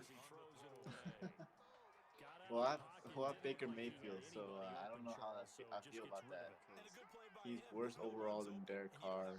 I honestly don't think Derek Carr's probably like he's better at Baker at everything, probably, right? Correct. So I'm kind of worried seeing that Derek Carr's making these pet throws, missing these passes, getting these interceptions. Like, I don't think I'll be throwing the ball deep like that anytime soon, as we see another interception. And he'll take this across midfield and inside the 45. I think that interception happened. That's what I'm saying. Like, the 49ers don't really turn over the ball as much as the Cardinals. Like, this game should be a blowout, but the Cardinals have been really good at containing Derrick Henry. Like, he's still getting his yards, but there's no points, you know? It doesn't translate to points right now. Officially no gain on the play, and it's second down. Second and 10 at the Cardinals' 44-yard line. So after the run for no gain, here's second and 10. Third quarter, 49ers still running the ball, trying to run the clock down. Again, it's Henry. They're going to snuff this play out behind the line. I mean, I think it's going to go down to the wire. Like, unless there's like a game-changing play. What do you think, Dan? It very well could go down to the wire. It's been a close game all game.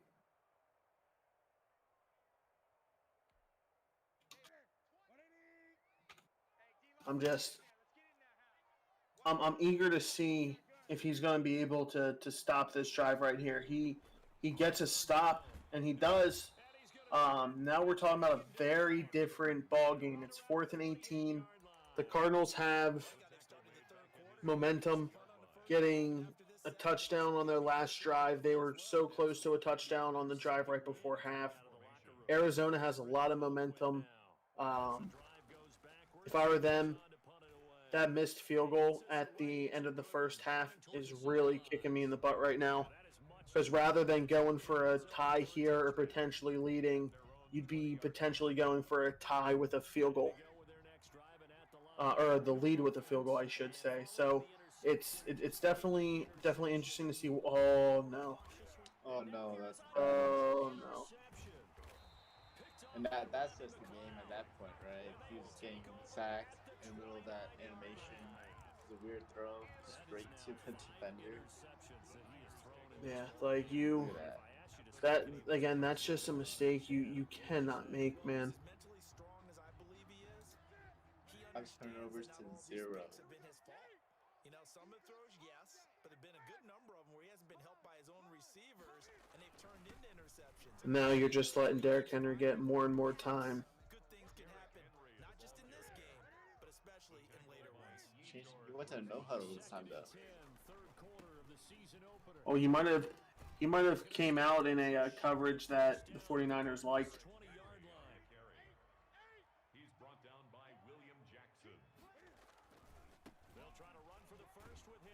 Oh, good stop. Is that inches? I think it's inches. Oh, 4th and 1.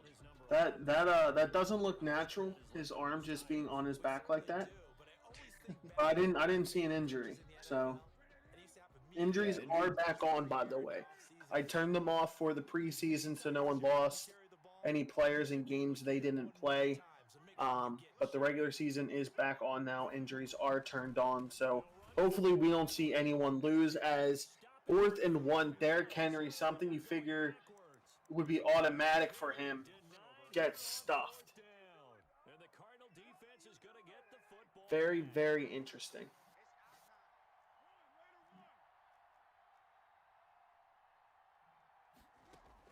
They go back to the air here after the INT on the last drive. He's got a man complete. 20, 10, touchdown, Cardinals. Third touchdown pass now for Derek Carr. And the Cardinals have taken the lead. Great corner route there. See right here. Catch it, turn it upfield. You got a touchdown and he takes the lead. I missed that. Yeah, one play, 76 yards. And some of you may be asking, where's the Jets-Bills game? Well, the Jets have to update their Madden, but they'll be on shortly. So we didn't forget about them. It's still happening. We're just waiting for them to get back on and get in that lobby. Yeah, there's been a couple games that haven't started just yet, but we'll make sure to get those brought to you guys here shortly. The 49er offense set to get this drive underway. So, see now, Derrick Henry's been getting stopped. He continues to go with him. He continues to lean on him. You know, one more stop and another Arizona score, and we got to start looking at San Francisco potentially needing to throw the ball. They threw it to 49ers, or Derrick Henry. And yep, so the Jets and Bills have just started, so we're gonna watch we're gonna finish off this drive. We're gonna hop over to the Jets and Bills and see how they do. Sounds like a plan to me. Where were the Jets and Bills ranked on your power rankings, Dan? So I had the Jets 12th, and I had the Bills 23rd. So a little bit of a gap there between the two teams, the largest gap we've seen on these matchups. And it's Tom Brady against Russell Wilson. Russell Wilson, he has DK Metcalf as his receiver. Tom Brady has Adam Thielen, Chris Godwin, N'Keal Harry, and Noah Fant. So Tom Brady has a lot of weapons, but we'll see how the defenses hold. And Cardinals with an interception. Yep. See, that's just a good user interception by him. He's hitting him with the skirts. The momentum has just swung. Yeah, man. At this point, the momentum has been swung. Right. We're gonna go. Let's jump into the Jets-Bills game. We'll let you guys know what happens during the Cardinals game. We're watching both games at the same time. Switch over right now. So AKG is playing as the Jets, and we have Yo Froste playing as the Bills. Definitely excited. You know, I'm only here for 15 more minutes before I actually have to hop into my matchup, but I'm definitely excited to see what kind of plays we're going to be getting from these guys. Excited to see what they're going to be producing. So we got the Jets starting off. Tom Brady.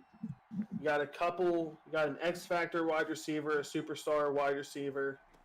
Definitely some good plays. I mean, he's just throwing the ball out of bounds to start that off. There's really nothing you can do at that point. I mean, nothing was open. That was a good lockup by the Bills. I applaud them for that. And Thielen and Godwin aren't going to beat you with just speed. Like, they have great route running, great hands. Be interesting. And also Brady's Brady. right? So those passes that we saw Derek Carr missing earlier, Brady wouldn't probably do that. Throwing again. And you're not going to see Brady miss those. You're like that right there. That's just a beautiful pass. Well upfield right around the 40-yard line. Like you don't get much better than that. A gain of 21. And on this first drive, looks like they want to get that And that offensive line as well, holding like that's a four-man rush, and Brady had all the time in the world, and that's dangerous. Definitely looked like he has a superstar player on the line of scrimmage at his left tackle. This is the reason why the Jets were ranked 12th on my team. They have good players. This dude's a club champion. He has Kareem Hunt running the ball, Adam Thielen. He'll take this from the 40 up This dude has playmakers. The ball carrier. A quick burst there, and he nicely bit off. And we'll see if the Bills can actually stop him. Who's Cruikshank? And 5. Do we have a name change this week right there? I think we might have. I do know. I know Yanyo, the Dolphins player, had switched up some names. But I had him change them back. But Cruikshank might be a name change if I've ever seen one. So that left tackle that you said is a star is Trent Williams. Yeah, So, makes sense. that offense with Brady, Kareem Hunt, Thielen, Chris Godwin, Noah Fant. So offensive line would be like Trent Williams. The rest of the line is really average, but they're doing a great job so far. Oh, Brian Beluga on the other end. So both the tackles are elite. But I mean, that seems like the theme of a lot of offensive lines in the league so far. From what I've seen, they'll have great left tackles, but in the middle, the interior offensive line would be like below average or average at best. Yeah. Well, tackles are the most important things to have. If you had a choice between having elite tackles or elite guards, people are going to be picking the elite tackles just for the sheer fact that if you scramble out of the pocket, that's where you're going to be getting hit from. You need people to be able to engage those blocks so you can roll out. Plus, you don't want to get hit from behind. Next thing you know, your quarterback's injured. So definitely investing in your tackles is a wise decision. You can kind of slack off a little bit in interior linemen. Unless you plan on running the ball a lot, then you really can't slack anywhere. Yeah. I'm not even going to front with you. If I was the 49ers and I'm picking a running back first overall, out of my next 7 picks, 5 of those are going to be the best linemen in the game at the time of drafting. New York. Yeah, quick update on the 49ers game. Cardinals are up 28-17 now, so that's 2 scores. So we'll keep you updated on that. It's 49ers balls. They're still, there's 5 minutes left, so they're throwing the ball with Cam Newton.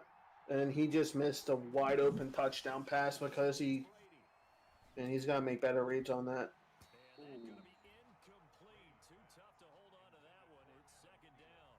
See right there that the Jets are putting on a nice little opening drive. Already burned up a timeout, though. Yeah, so on that defensive line, they have Shaquille Barrett and Grady Jarrett trying to pressure Tom Brady, but it seems like that offensive line is definitely holding up for him. Oh, bad throw, interception. That was into triple coverage. Yep, that's just, I don't know if that's first game jitters. If the $10,000 is on his mind. But you gotta cash and prizes. You gotta be able to make smarter reads in that. But luckily for him, it's still early in the game, 0-0. 4 minutes left in the first quarter. But now we get to see Russell Wilson and another star-studded offensive line. Wonder who they put as their running back. Naheem Hines. Just changed his number to number 2. Yes. Looks like he changed a bunch of numbers. Saw an 8 in there. Yeah. Looks like Golden. See, you have Golden Tate playing running back as well. First and 10 at the 41-yard He line. has, Golden Tate is his fullback.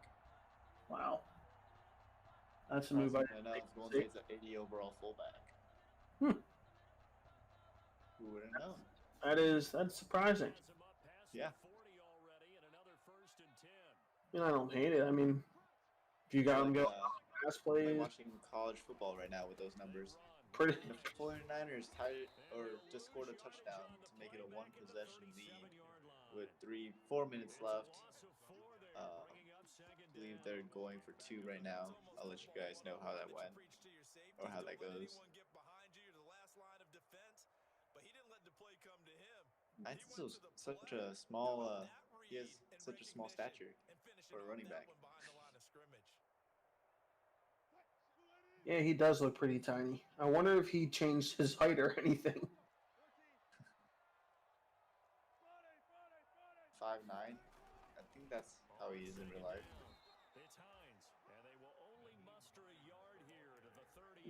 But yeah, the starting running back of the Bills is actually Darius Geis, but we haven't seen him yet so far. Oh, So 49ers 1 for 2. Cam Newton threw an interception. So now the score is 28-23. The 2-point conversion was denied. It was denied. all right. Well, definitely eager to see how that game ends up playing out. See what we got here. Oh, what a click on by Murphy Bunting. He gets that ball right back. Yep. That was like full extension of the body too. Very athletic play. The Jets have pretty fast or pretty athletic secondary. They got Adrian Amos, Okay. Grant Delpit, the rookie from LSU. Okay. Trayvon Mullen, Avonte Maddox, and Sean Murphy Bunting. So it's not a bad secondary to have.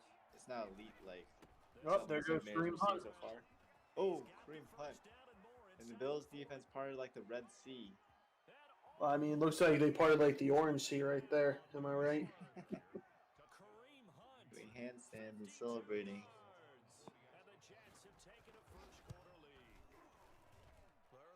All right, well, the Jets, led by AKG,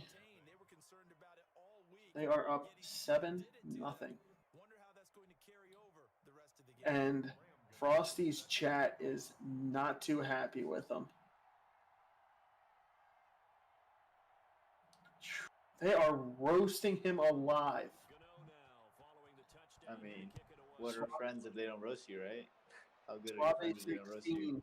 Frosty, WTF, wake up. Now I see why he has what's his face at fullback. It's so when people do the pooch kick, Tate's taking those back. That makes sense. I actually might have to sneaky. I might have to take that idea.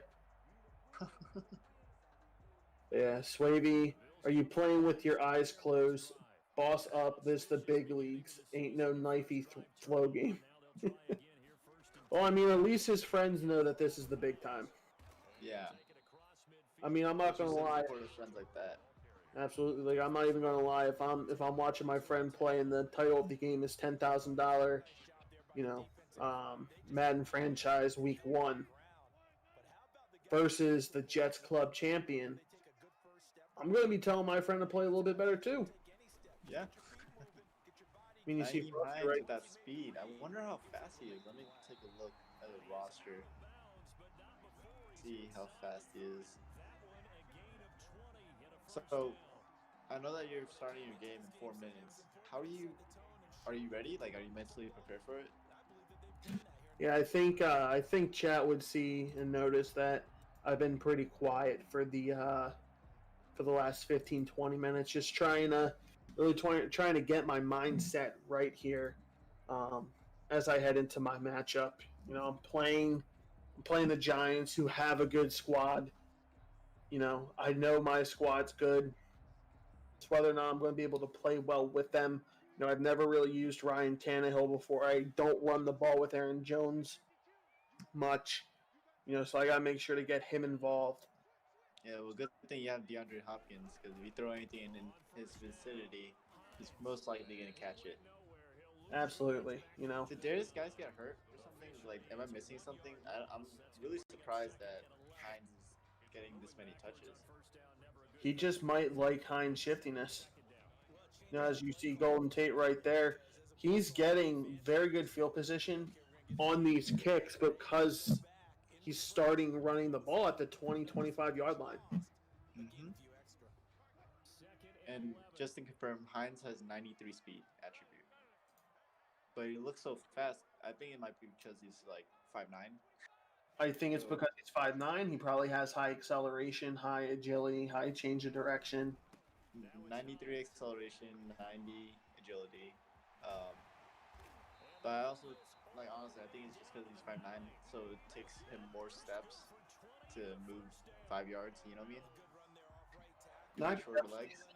I can definitely see that. Yeah, so he's moving his legs faster, so it just seems so fast, But I can't imagine hopefully we'll see Tyreek Hill in the stream. Like maybe this week, maybe next week. Hopefully we see some highlight plays. For those of you watching that are in the league and have played your games already, if you have any highlights, the Discord has a highlights channel where you can post it, and we'll shout you guys out during tomorrow or during the week or at the pregame show next week. So yeah, I'm pretty sure you guys do have some highlight plays, some plays that wow the crowd. So just get those plays in. Yes, sir. I gotta see why my computer's lagging out right now. It's not a good time as I'm about to go live. Gotta close out some of these applications here.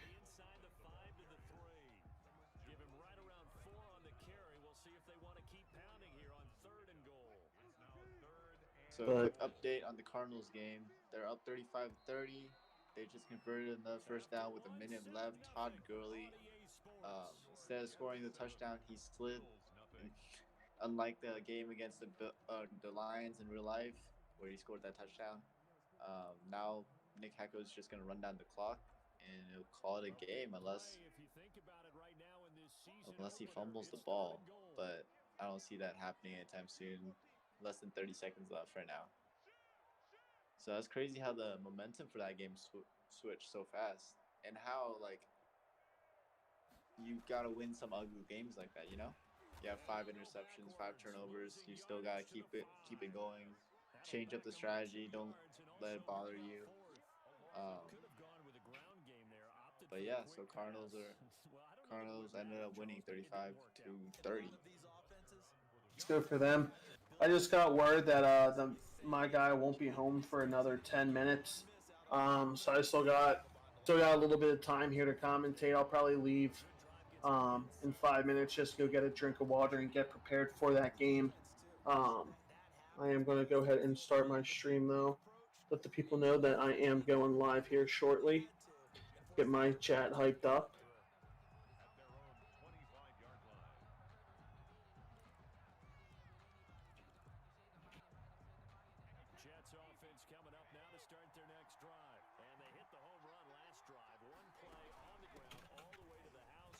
Oh no.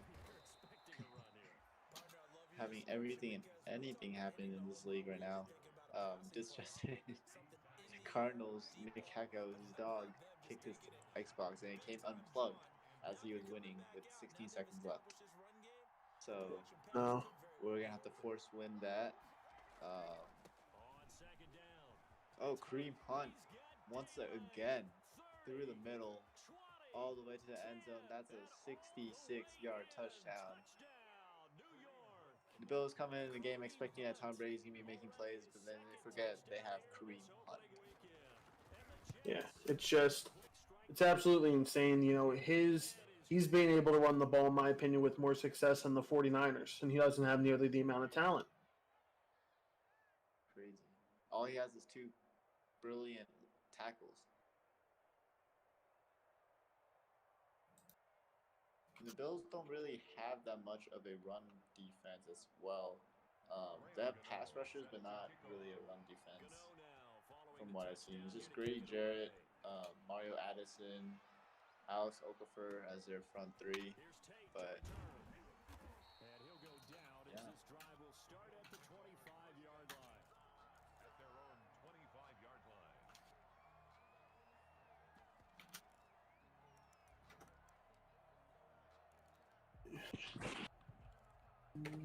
One. Play dime one more time. I'm gonna kick you in your neck. Dude, Suave is not happy. He is not happy with his friend Frosty right now. Buffalo offense ready to go for their next drive. Their deficit is 11, 14-3, and needing to get something going here as they come up on 1st and 10. And a nice run past the 30-yard line there. A solid run on 1st down. Gain of 7 leaves them with a 2nd and 3. Something to watch here in week 1 of the season, tackling. Because you and I both know that in the preseason, a lot of these guys don't play a whole lot. Plus the intensity and the speed really ratchets up on opening week.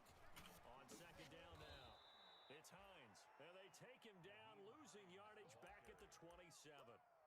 Chalk that up as a 4-yard loss. And now it's 3rd down. All right, let's see. The Bills got to start something here, Newt. Like, they need to get something going here. They need to score, put some points up, get some kind of points up on the board. Not only for him, but for the people in his chat as well. He'll be brought down at the 28, and that is well short of the 1st. They'll get only a yard out of that, and it'll bring up 4th down. Hines is getting stopped behind the line of scrimmage. Jets are starting to really take over this game. Here we go on 4th with Wilson. So he's IDing the mic. Side by Tate. RB's open, little screen to the other side, and he gets a few yards. Keep the drive alive, 7 yards that time. And Is that Russell Wilson's? There's no way that was his second pass attempt, ball up to the 35 right? now as they come up on Yeah. 1st and 10. that is Russell Wilson. Hey, your boy Yanyo just hit up the chat. This is Hines. Said final score 45-18 Dolphins win. Henry Ruggs got 200 passing yards. And I mean, Yanyo, I don't know if you saw, but the Texans probably have more passing yards than that, though. Yeah, Texans scored. This video was canceled. Please try again. What's going on with the NACL Twitch? Nothing. And a very We're still similar on. result again. The Jets defense once more stopping him behind the line. That's weird. 2 yards I just had the weirdest error, man. 3rd and 14. But Yanyo, congratulations on your win. Proud to see you put up some points. The last couple of plays. Proud to see that your draft strategy worked out. I might be able to move you up from 31st on the power rankings to 30th. Who knows? I already got Tyler in my chat. I got my boy Kyle in my chat. Newt, I'm going to go see my people. Get ready for my game with my people. Keep on doing some good things. Hopefully I can come back on the next week's pregame show and talk about my win. Well, good luck on your game, man. I appreciate it. Stream, stay smooth. Good luck, guys. And no return here. Where will they spot it? They say just outside the 20-yard line. 23-yard line.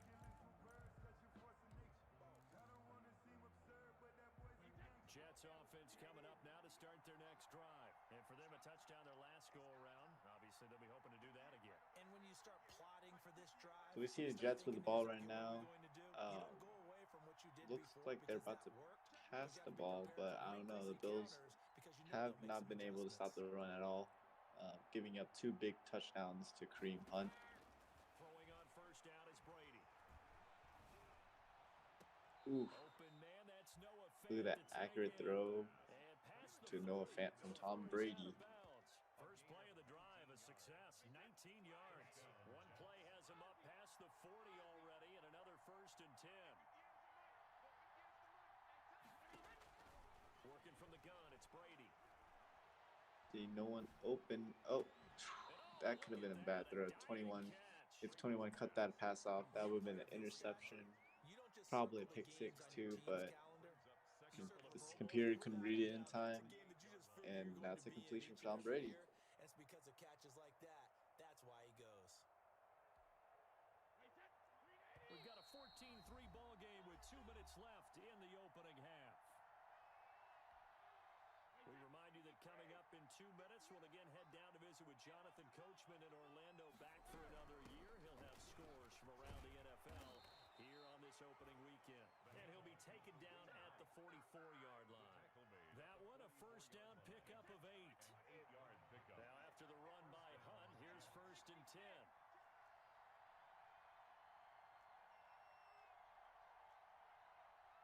Snap comes at 1, and it's Brady. Brady back in his pocket. He's getting rushed right now. Made a great decision to hold on to the ball. Don't want an interception. As we've seen all day today, the name of the game is protect the football. You don't want to have too many turnovers that bite you later in the game. Shotgun now for Brady. Good pass to Godwin, and he was actually getting chased by 2 Bills. But not before he takes it inside the 40. A big gain there after going backwards, and that'll lead to a 3rd down. It's 3rd down. And defensively going with a dime set. 6 DBs on 3rd and 4.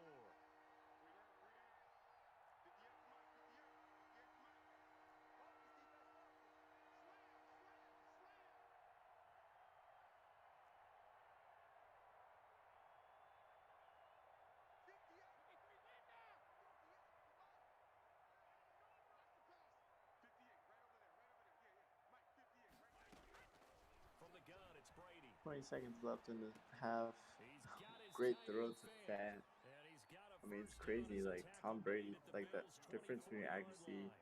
and what a Now the pro Jets player gonna can use do the second with of their 3 a great timeouts. quarterback. You As see the snap, AKG it'll come with 23 utilizing Tom Brady to the seconds go fullest, till halftime. making those precision passes that like only his receiver can catch.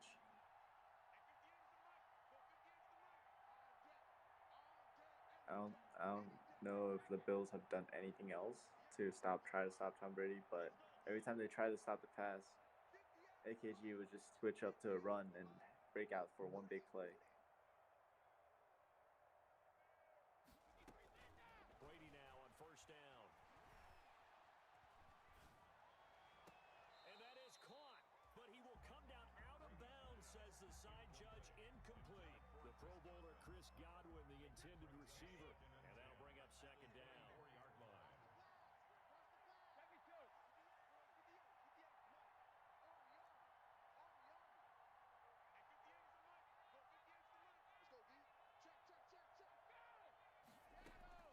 To throw again, Brady. Ooh, that's a bad throw. Intercepted.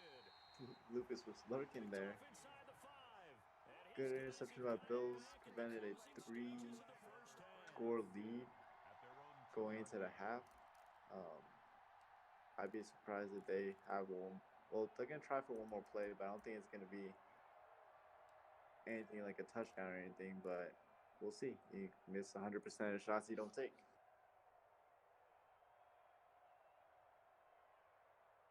The Bills come to the line to start their next drive. They're going to have to go at least 50, 60 yards here if they want to ensure that they don't have to punt the ball like they did last time. Yeah, so what you're saying is when Crazy you're that he has just get out of the shadow of Golden your Tate goal as the line, right? fullback. You're playing to make sure the punter doesn't see the field again, so it's not picking up a Still couple doesn't. of first I still downs. don't know how You that wanna works. pick up 5 or 6 first downs and make sure you move the ball into their territory.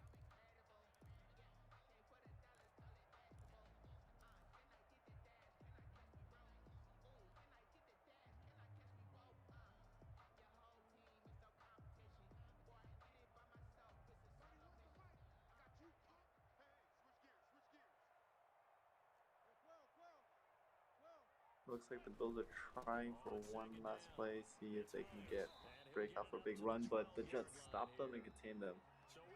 I believe Bills start off with the ball for the half.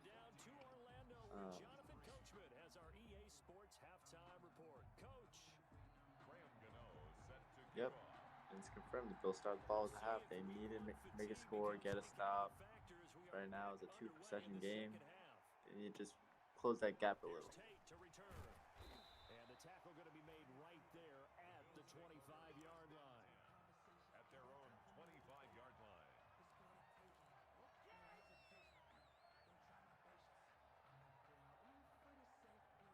Buffalo offense ready to go for their next drive. And Charles, they're certainly still right in this game, but they need that offense to wake up and in a hurry. Yeah, I like the way you put it. They certainly did seem to sleepwalk a bit in the first half. Now that their defense has done its job, So Wilson under it's their center. turn They've now. only Go received out like and try and get some points. Russell Wilson only has DK Metcalf as an option to throw to.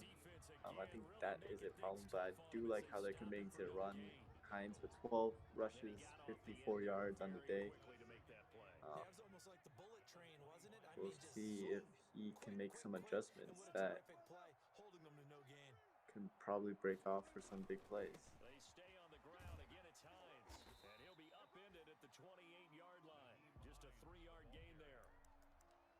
Oftentimes we praise an offense for their variety of being able to hit people with the run in the pass, but in this game, how about what we're seeing from the safeties? They are all Jump over to AKG to see what he's doing on his end. I don't think we've ever awarded an MVU most valuable On the unit, but defensive you're side right, of the they've been ball. doing this game. I like that. MVU.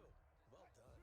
This offense Seems in like he's playing desperate need of a Amos conversion as they come up on third down. in the middle range, mid-pass range.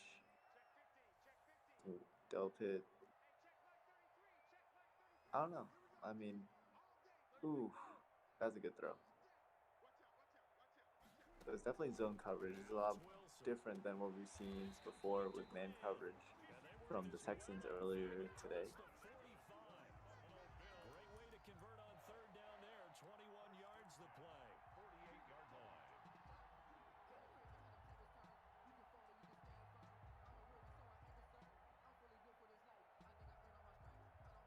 I like how he plays Amos more like a linebacker, actually, like more than a safety. Really interesting to see that strategy. And Amos goes unblocked. Makes the tackle for loss. They'll run on first down. Hines, and he'll lose yardage on the play back at the 45-yard line. It's a loss of 4 on the first down. Not too many broken tackles that we see today. They're going to have to do a much better job in the run game. Caught behind the line of A couple jukes here and there, but I haven't really seen any plays that where it's like his ankles got snatched. But we'll see. We'll see in the highlight section of the Discord if anyone submits some plays, and we'll promote it throughout the week. And we'll have it in the pregame show next week as well. To run the football in that situation, I think that goes back to their practice and game planning. They've seen things that they've seen on tape and in previous games that led them to believe that even in a long-distance situation, they can still run the football and gain enough yardage to put themselves in a good spot on third down. On third down, it's Hines, and they'll get him down about 3 yards short of the first. Just a 1-yard pickup there, and it'll be fourth down. Well, this was just simply excellent defense. On this third down, they had to be alert for the possibility of a pass, but that didn't stop them at all from understanding what was going on. They decided to AKG run is the making a football, sub, and it just swarmed and stopped them. giving some players some rest.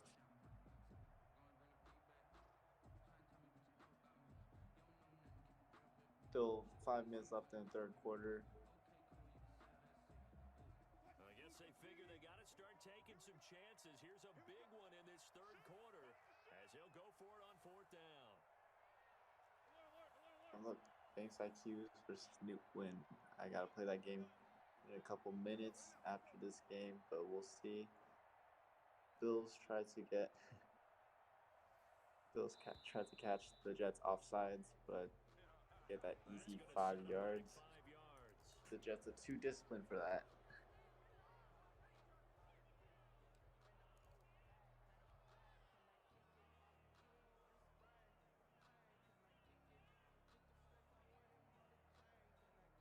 Still just the third quarter, but they've got to make something happen. I think they know that. They're going for it on fourth.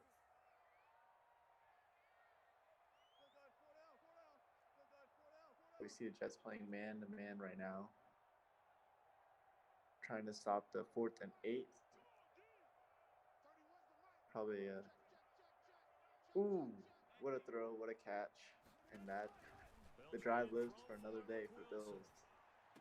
And they'll get him down as he's inside the 40. He was held without a catch in the first half, but he's got one here, and he also picks up a first down. I don't know what they talked about at halftime. Whatever it was, it worked. They look like a different team here in the third quarter. Yeah, I doubt that there are very many trash cans that got kicked over, that type of a speech. I think what they did was they analyzed what worked in the first half, what didn't, and figured out a better game plan. And they went the wrong way there, losing yardage back at the 43-yard line. On the tackle. After seeing that, maybe time to go back to some downfield throws here. Yeah, anything, change it up, because the teams that win, the best teams, they're the ones that make adjustments. Doesn't mean you can't come back to what you thought you could get done. Sometimes when you open things up a little bit, you can get back to what you wanted to do before.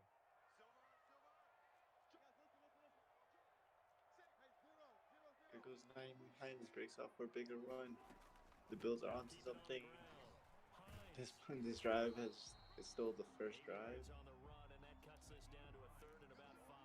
I believe this drive is taking up the whole third quarter, which is insane. Crazy. Oh, you look below. Texans beat the Chiefs 91-7. Vikings shut out the Packers. Browns beat the Ravens. And this whole league is all user games. Everyone's playing their game either today or tomorrow for some, but every Wednesday we're gonna have all our games played, all 14 and 16 games played. That was a good throw, but better defense. And the throw there gonna be incomplete. But coming into this one, we expected that this offense would have trouble. Right in his hands too. It's crazy. Exactly the way that this He's gonna game settle has for a gone. field goal. Pressure in his face, coverage down. Make it a one possession game, but now that means he has to go for 2 if he scores again. They're exactly who we thought they were coming into this one. And this one looks good. It is good. Right down the pipe. And a second field goal here cuts their deficit to 14-6 now. So a decent drive there to start the third quarter. They only salvaged 3 out of it, but they inch a bit closer. Yeah, but still lots of time to go in this one. That's why you hear that clapping on the sidelines, right? Hey, got some points. As you said, inching their way back in. Time left to go out and get that victory. We really wish Xbox could fix the sound issue. Whenever you stream on Xbox, their sound really doesn't come through. And there are parts of their last drive Crazy, they but like to emulate. Of course, they like to forget the inning, the interception, but they did put together But yeah, just a nice Kareem Hunt sustained drive breaking to get off down for the field. another big run. This is his third touchdown on the day, all the way to the house. 79 yards, a little taunting And there. off to the races, down the right Too side. easy. It's too easy for Kareem Hunt. The way in, touchdown, New York. Touchdown. Can go for another field goal, 21-6 if he makes it. And the Jets will extend their lead. Go ahead and give him the hat Crazy. trick. He's been in the end zone now 3 times. You toss your fedora first, okay? You go ahead and do that. But let's be Checking honest to about Yo it. Frosty, That third just one, kicked the field goal. that's the most spectacular run he's had in the ballgame. It's 21 almost as to if he's been playing 6. his own game of, After can taking I top the this? whole quarter But to each drive the run ball has down been for more a field goal, spectacular than the last. AKG responds with a touchdown Following the touchdown, within here to one kick it play. away. Insane. Here's Tate to return. And he takes this near the 25. Just a little pass there. Call it the 26. Take over first and 10 at their own 26-yard line.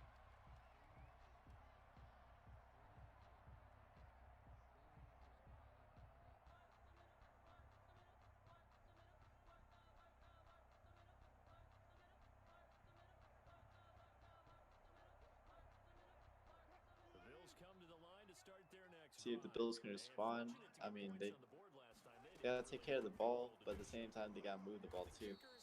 They've been chunking around for like Are so 3 good and so 3 to 5 skilled yards per at play, hitting nothing too distances big. almost hard to take them for granted, and we can't do that. They've That's a definitely long field goal. beat the They got Jets in 2 time of points on it. possession, They but they gotta feel haven't good been able about to that. do anything And with worth it with just 2 field goals compared to 3 touchdowns for the Jets. Can put 6 on the board here. We'll see.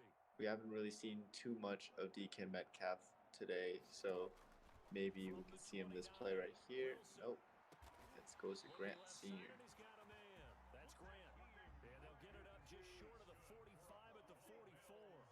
15 yards on the play. First down. On first down.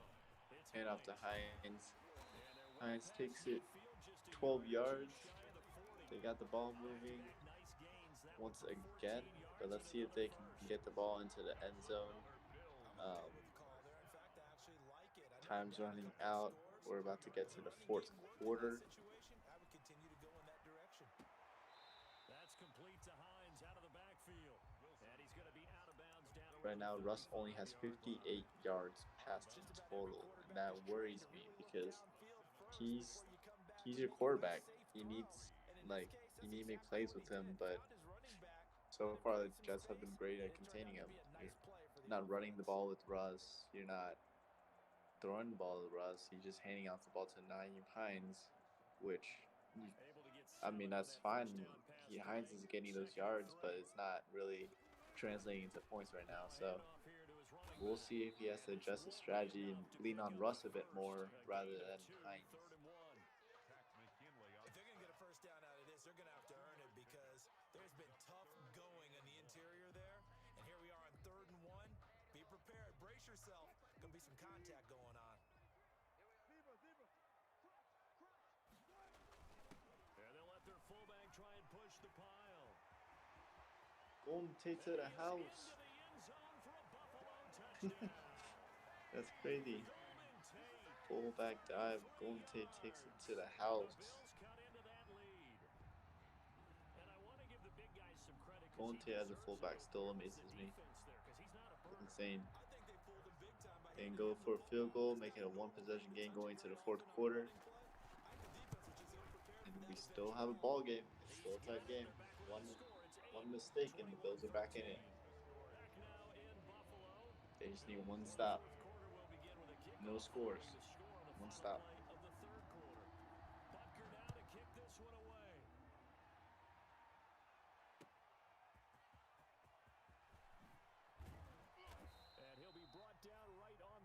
Just take the ball back to the 20-yard line. We'll see what Frost has to do to stop the Jets, because they haven't been able to stop the Jets' run game at all, or offense in general. Kareem Hunt with 3 touchdowns on the day. Unsure if he's about to get the 4th one, but we'll see.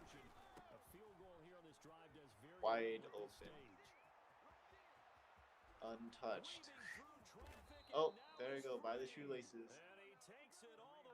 8 rushes, 268 yards, 3 touchdowns. If I'm the Bills defensive coordinator coming into next week, I have to figure out how to stop the run, because this is just crazy.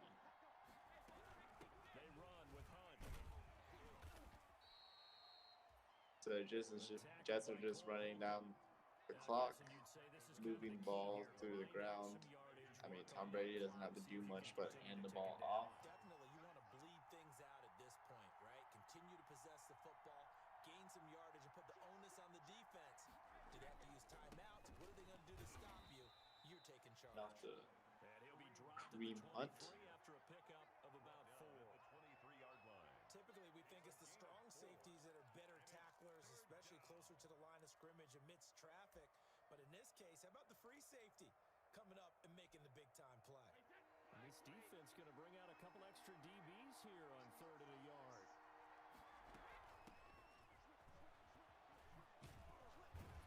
And he picks up the first down yardage. Lamar Miller actually gets to touch the ball this time. 7 yards there, good enough to move the sticks. Well, it is our business to analyze what we saw out there, and on that play, I saw a defense staying in base, not taking a chance, not blitzing, in a situation where they absolutely need the football back. That's either a case of overthinking it or not thinking it through. If you do blitz, do you have to be careful about where you're coming from, or are you just coming from all angles? You have to be I careful. guess it doesn't matter who runs the ball. I mean, that offensive line is creating lanes for their running back. An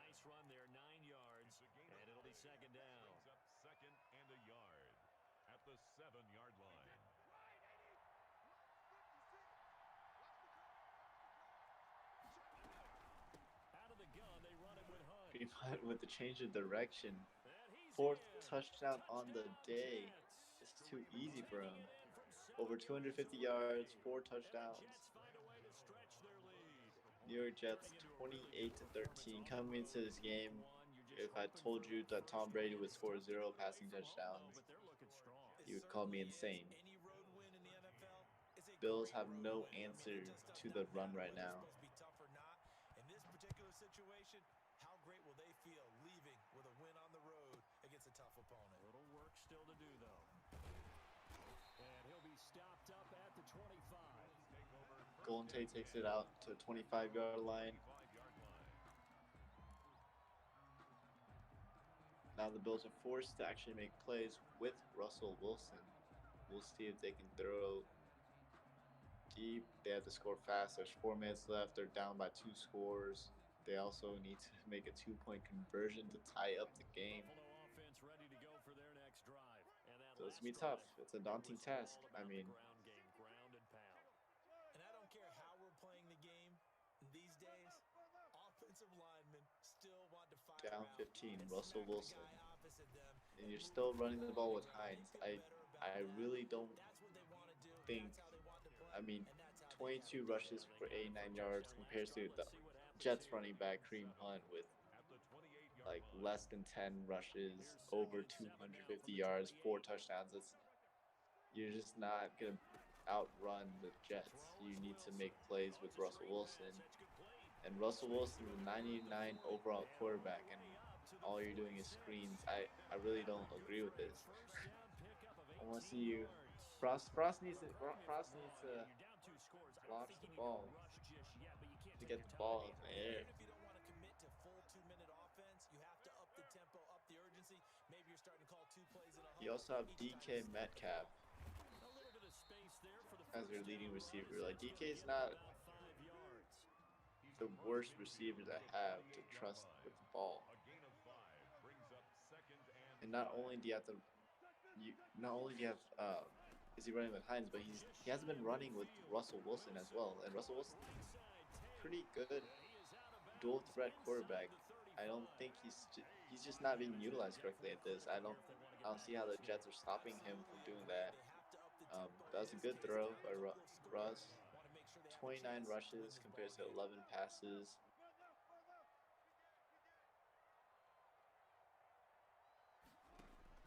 Throwing now, Wilson on first down. DK Metcalf wide open in the end zone, diving catch. There we go. Touchdown, 1 possession game. Russell Wilson, the DK Metcalf, the Seahawks connection on the Bills. Kick a field goal. Now they just need a stop. They just need 1 stop. 2 minutes, a little less than 3 minutes left. See if the Jets can get a stop.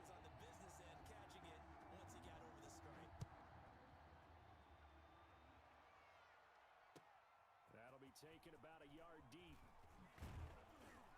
And that decision to bring it out ends up not being a good one. Costs him about 5 yards as he's tackled at the 20. their own 20-yard line.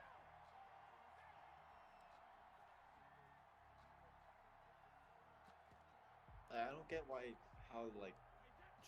how they're so bad at the run. Maybe it's the Jets' running scheme.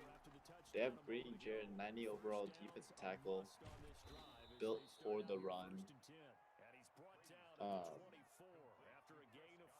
It just doesn't really make any sense. But we'll have to see. I mean, AKG is a Madden Club champ, so he knows what he is doing. These schemes that he knows. Wide open.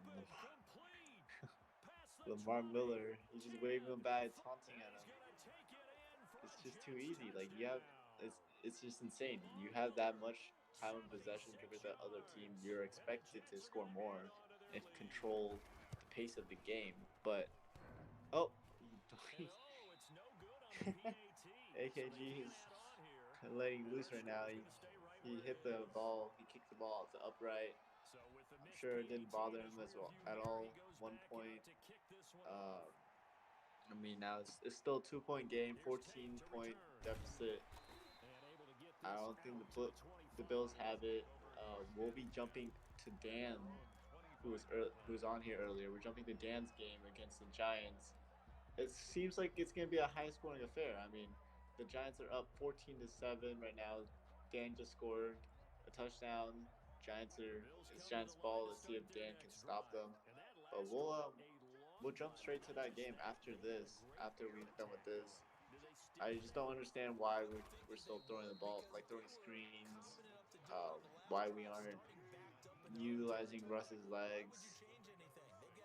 That's some questions that I have for the Bills coming in. Like the Bills, I thought had a solid team, but sometimes it's just not. Oh, DK Metcalf. Oh no. See, if he did that earlier in the game would be a lot closer than it really is. Like he knows how to use DK clearly, but I just don't understand why. Why now? Why with 1 minute left, down 2 scores? Why not be aggressive to start off with? Maybe the interception rattled him. Like the early interception earlier in the game rattled him. He didn't want to turn over the ball too much, but being too conservative with the ball, you're gonna be stuck in this position where you're forced to make plays and you can't because you're too scared to throw the ball deep. Now the Bills are going to use the first of their timeouts as the clock will stop with 21 seconds to go in the football game. The Bills trying to salvage this night, trying to get one last touchdown in before the game ends. See what they can do with this.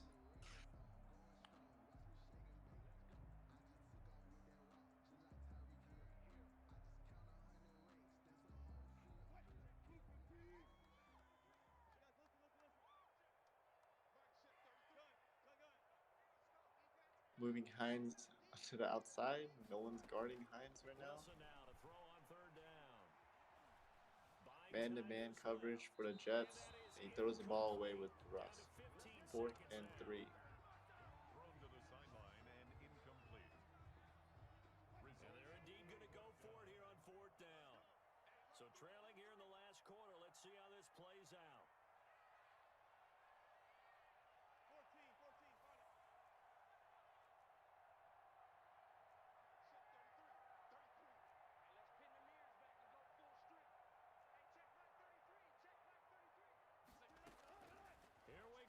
Wilson on 4th down. Oh, what a bad throw. Interception, Grant Delpit. And that seals the game. Alright, guys, we're going to jump into the game between Benelli and Dan. See what game that will be. The defense can stop it twice more as they take a knee here. Today's final score. So it's a victory here for the New York Jets. And with that, our journey begins, Charles. Week 1 in the books. Going to be a great season. Oh, man, so much to look forward to, isn't it?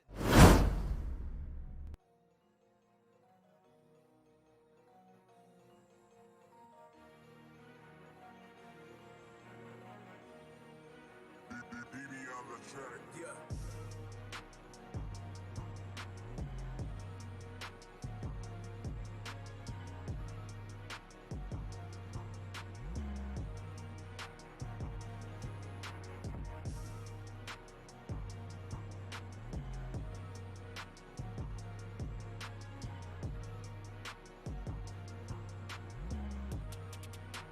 BB on the track. Yeah.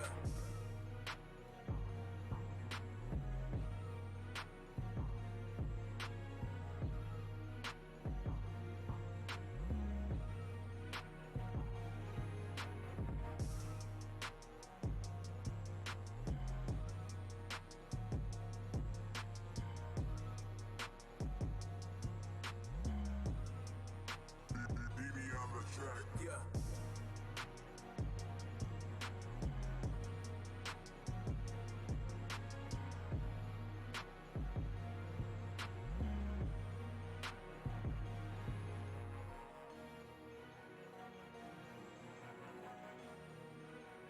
BB on the track. Yeah.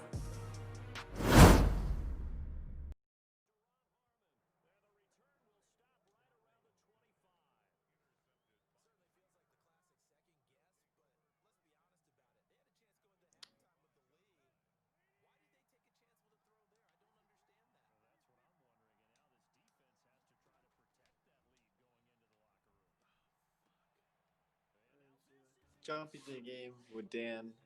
Dan against Spinelli. Dan just scored a touchdown, and now he got the ball back, but then he threw a really one guy bad telling me 5 interception. weeks, one telling me 4 to 6 months. Come on, guys.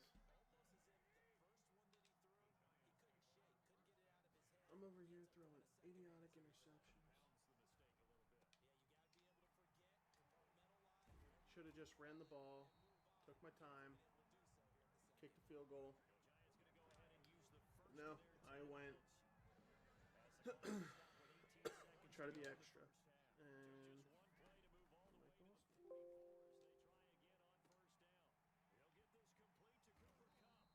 Bad play, but might be in field goal range. you just gotta bounce back. I mean, huge, knock him out. still a one-score game.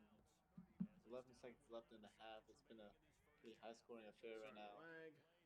I mean, not as much as the Texans, but still. Nice, good knockout. Good defense by the Steelers. Try to pass it to Mac. We'll have to see. I mean, Dan's corners are really good. Like, he has AJ Bowie and Marshawn Lattimore. They're probably one of the top corners or cornerback position group that I've seen for Let's go. teams. He doesn't get any points. That's exactly what I was hoping Seems for. like he checks down for. All right, this is a good Now game. they're gonna It's head a good to the game between second two half top 5 of their teams. game. I expected this to happen.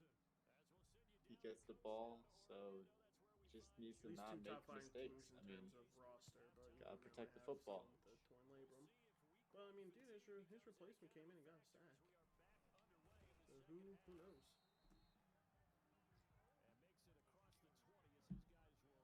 Just gotta keep playing my game. Gotta keep forcing turnovers. Gotta keep making him throw bad passes. Can't throw deep with the way his cornerbacks and safeties are playing, but you know, hopefully I can just Aaron run the Jones ball a runs little the bit better. ball. 11 rushes, 43 yards, 2 touchdowns on the day. Seems like he's not finished yet. Just finished with what he's doing. You know, I'm not rushing for big plays or a lot of So yards. it's very but interesting you to know see, like, throughout the whole day, there's different types of players. Like the 49ers with Derrick Henry, the Jets, they had Tom Brady, but all they needed was Kareem Hunt. Tom Brady was there just to move the ball, but Kareem Hunt was there for the big home run plays. So it's just interesting to see how like all these players develop, and week in week out we'll see and do our power rankings. Try to but you know what? I'll take the first down. try to show the premier matchups. The primetime matchups are going to be You kidding the me, most bro? competitive games between the most competitive teams. But yeah, we'll see. I mean, this is just week 1. It's a 16-week season or 17-week season, and you also got playoffs to the Super Bowl. So we'll be doing this for a while. I'm not going to be rushing for a bunch of big plays. I mean, it's a big commitment every Wednesday, but for $10,000 in cash and prizes. So pretty amazing prize Good waiting at the end blocks. for those Great blocks. that win. Aaron Jones, just like real life, just gashing for yards.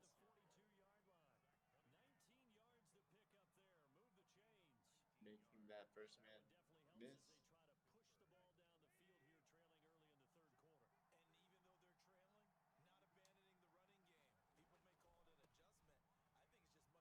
Oh man.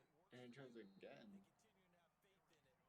He's at 70 yards on the day, 2 touchdowns, 15 rushes. In the game at all.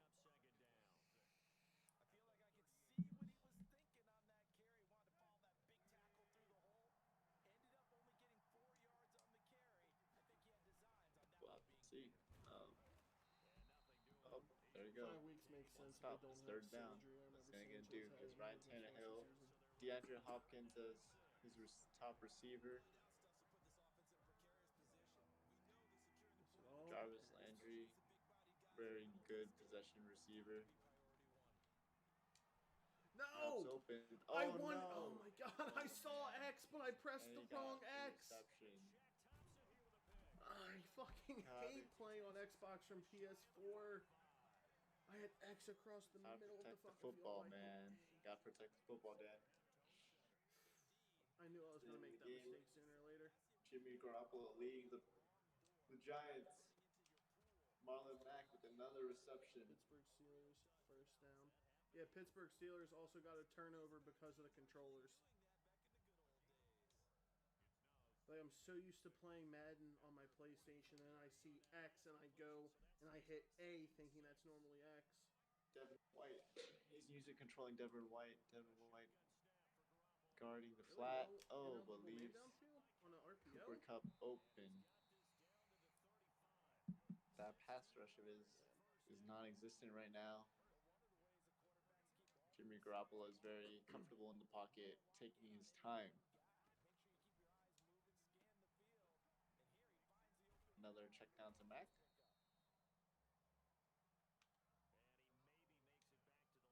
Garoppolo with 2 touchdowns, 3 interceptions on a day, but still holds the lead.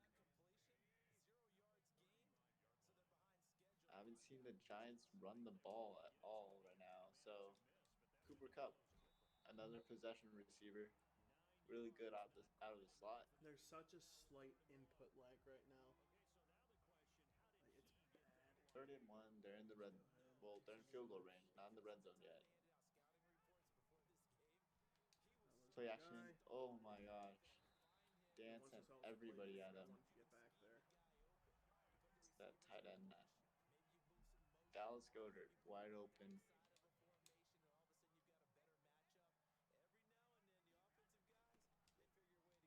With a run back sweep, Marlon Mack. Go. Way to stop Oof. him a couple yards out. 4-yard line. Just keep sending blitzes.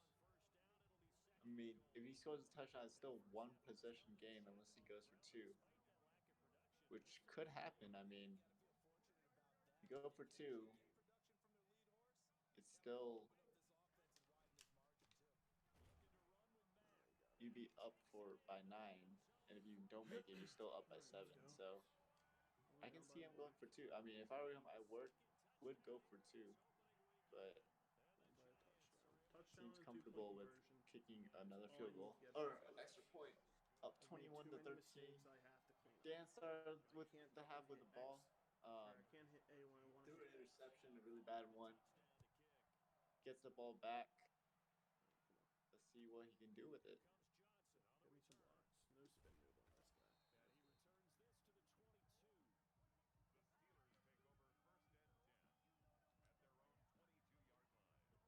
guy. Texans is a pro player. Oh, I know. Trust me. I know.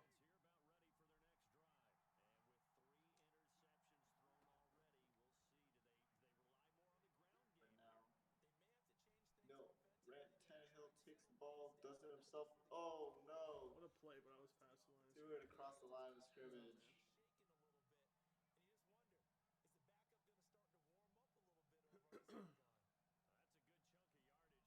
Lost it down and a 5-yard penalty.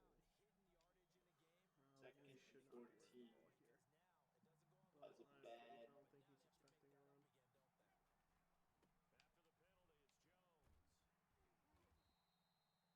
Getting stuck at the line. 3rd and 14. He has to make a play.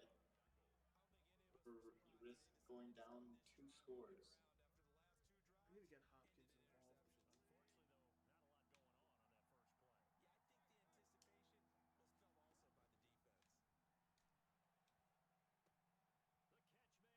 D-Hop. There you go.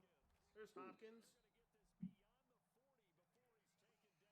Tannehill with 3 interceptions of his own. Not sure why he thinks very highly of Tannehill. I mean, personally, I don't really like Tannehill as a starting quarterback. At the pick that he selected, but that's just my 2 cents. Wouldn't rate him too high, even though he's 88 overall. Still has his questions. He's not really mobile enough to be a dual threat quarterback. And he doesn't have the accuracy to have elite accuracy for a quarterback. Gets the first down. Pass to Jarvis Landry, surefire hand.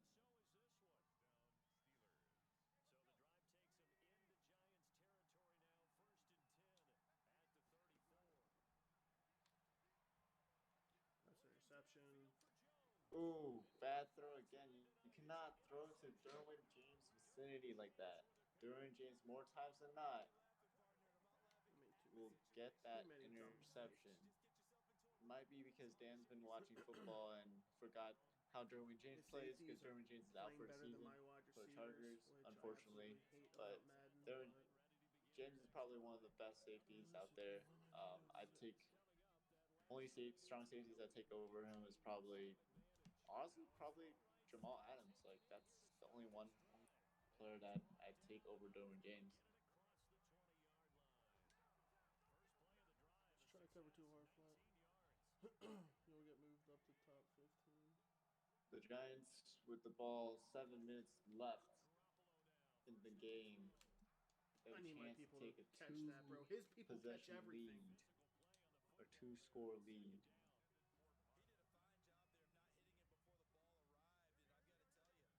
Right now they're moving the ball with You have that side no of the field guy.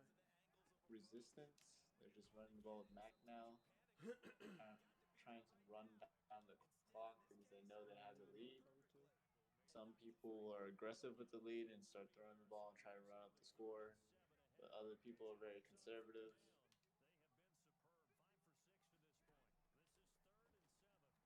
Thank you. Oh, Oh my god, I was about to be pissed interception. off. Leonard Floyd, diving interception.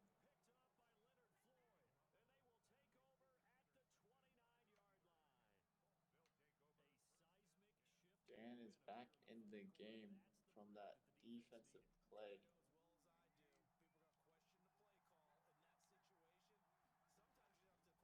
Just gotta protect the football, Dan. Just gotta protect the football. And also don't throw deep right, Alright. because Joey, this is for you. I'm Derwin going to go James ahead is and gonna toss snag the that screen. ball.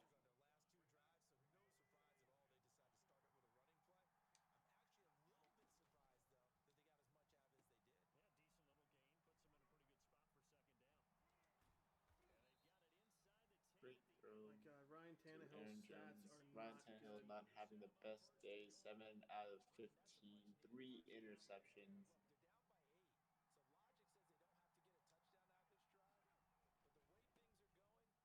Aaron Jones with his third touchdown of the day.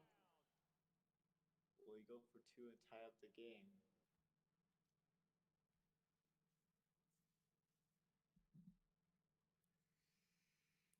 We're waiting on Spinelli.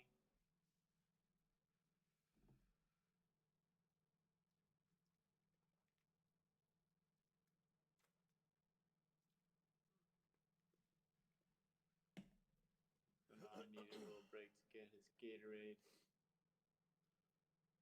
Keep up with the game. Dan just scored a touchdown. Needs to go for 2 to tie up the game.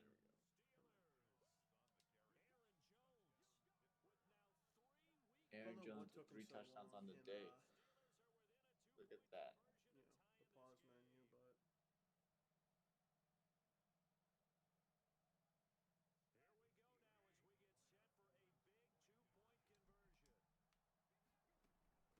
if it ain't broke, don't fix it.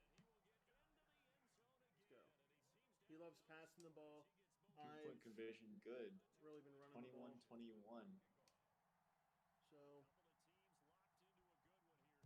sold at 86 Chris Jones. Dude, I'm telling you, for some reason, Dante Pettis returning I've been getting crazy pulls in my. 5 minutes I left. pulled the limited time Brandon Cooks. I pulled limited time some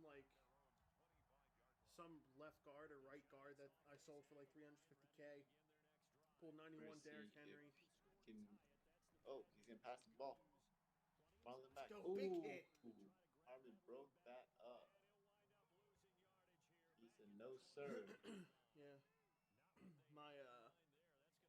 My pulls in mud have been nasty. Really would have loved to see that ball, get coughed up, but big thing is I can't let him get a big chunk play here. Another check down to Goddard. Missed 2 missed tackles. First guy I missed a hit stick. Second guy I just missed my tackle. Zone. I wouldn't be surprised if I saw a play action here.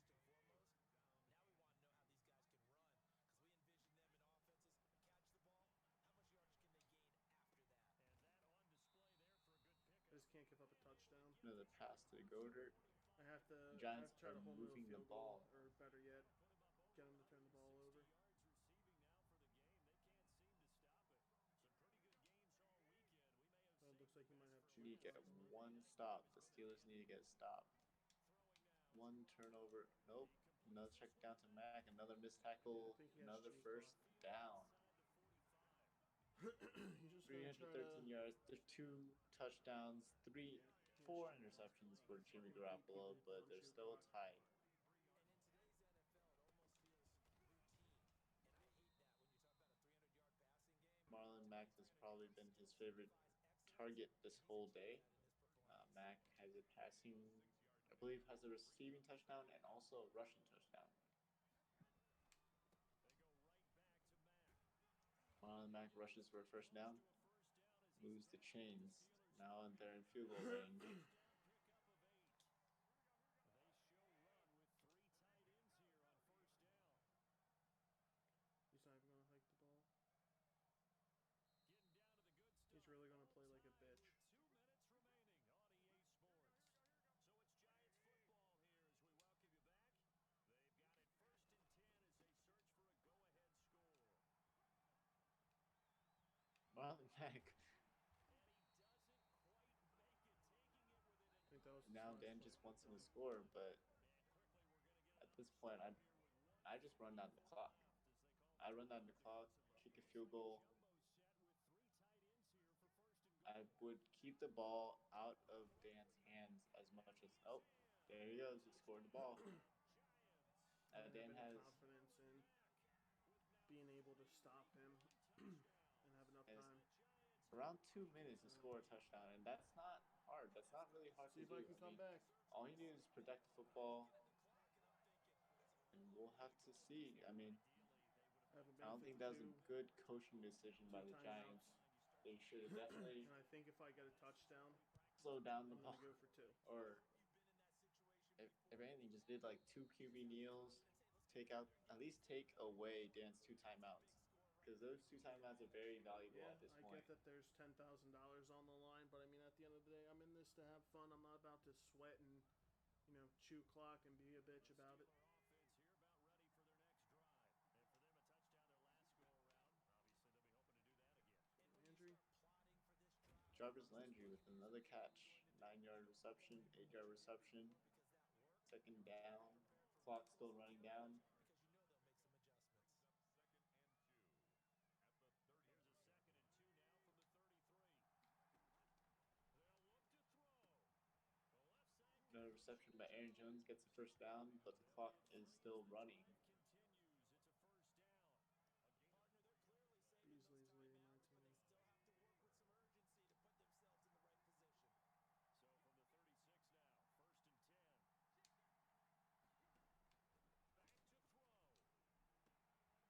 Throwing the out route and DeAndre Hopkins with the reception. and he'll be Runs out of bounds, stops the clock. They're at the 48-yard line.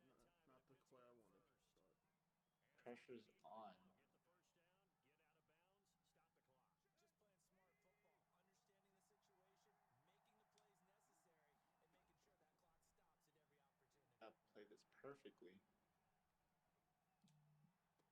Jarvis Landry with wide open. It's Landry. And he takes his Moves the ball down to the 23-yard line. He's in the red zone. 30 yards, 20. Can he score a touchdown, though? Jarvis Landry showing off some kung fu. do or die. Tannehill now to throw.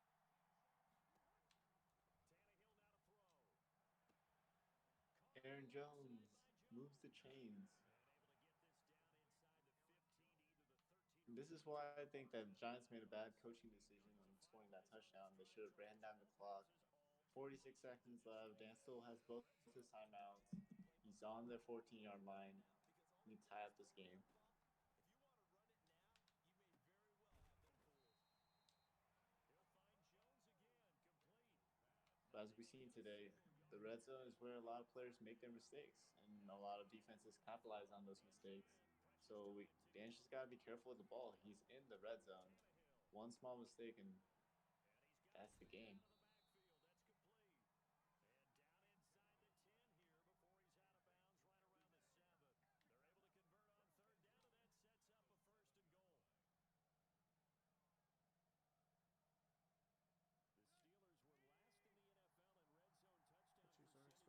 at 7-yard line, 20 seconds left. Hands the ball to Aaron Jones. Aaron Jones misses the hole.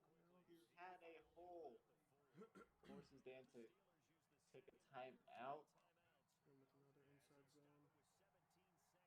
He's going to try to run the ball once again.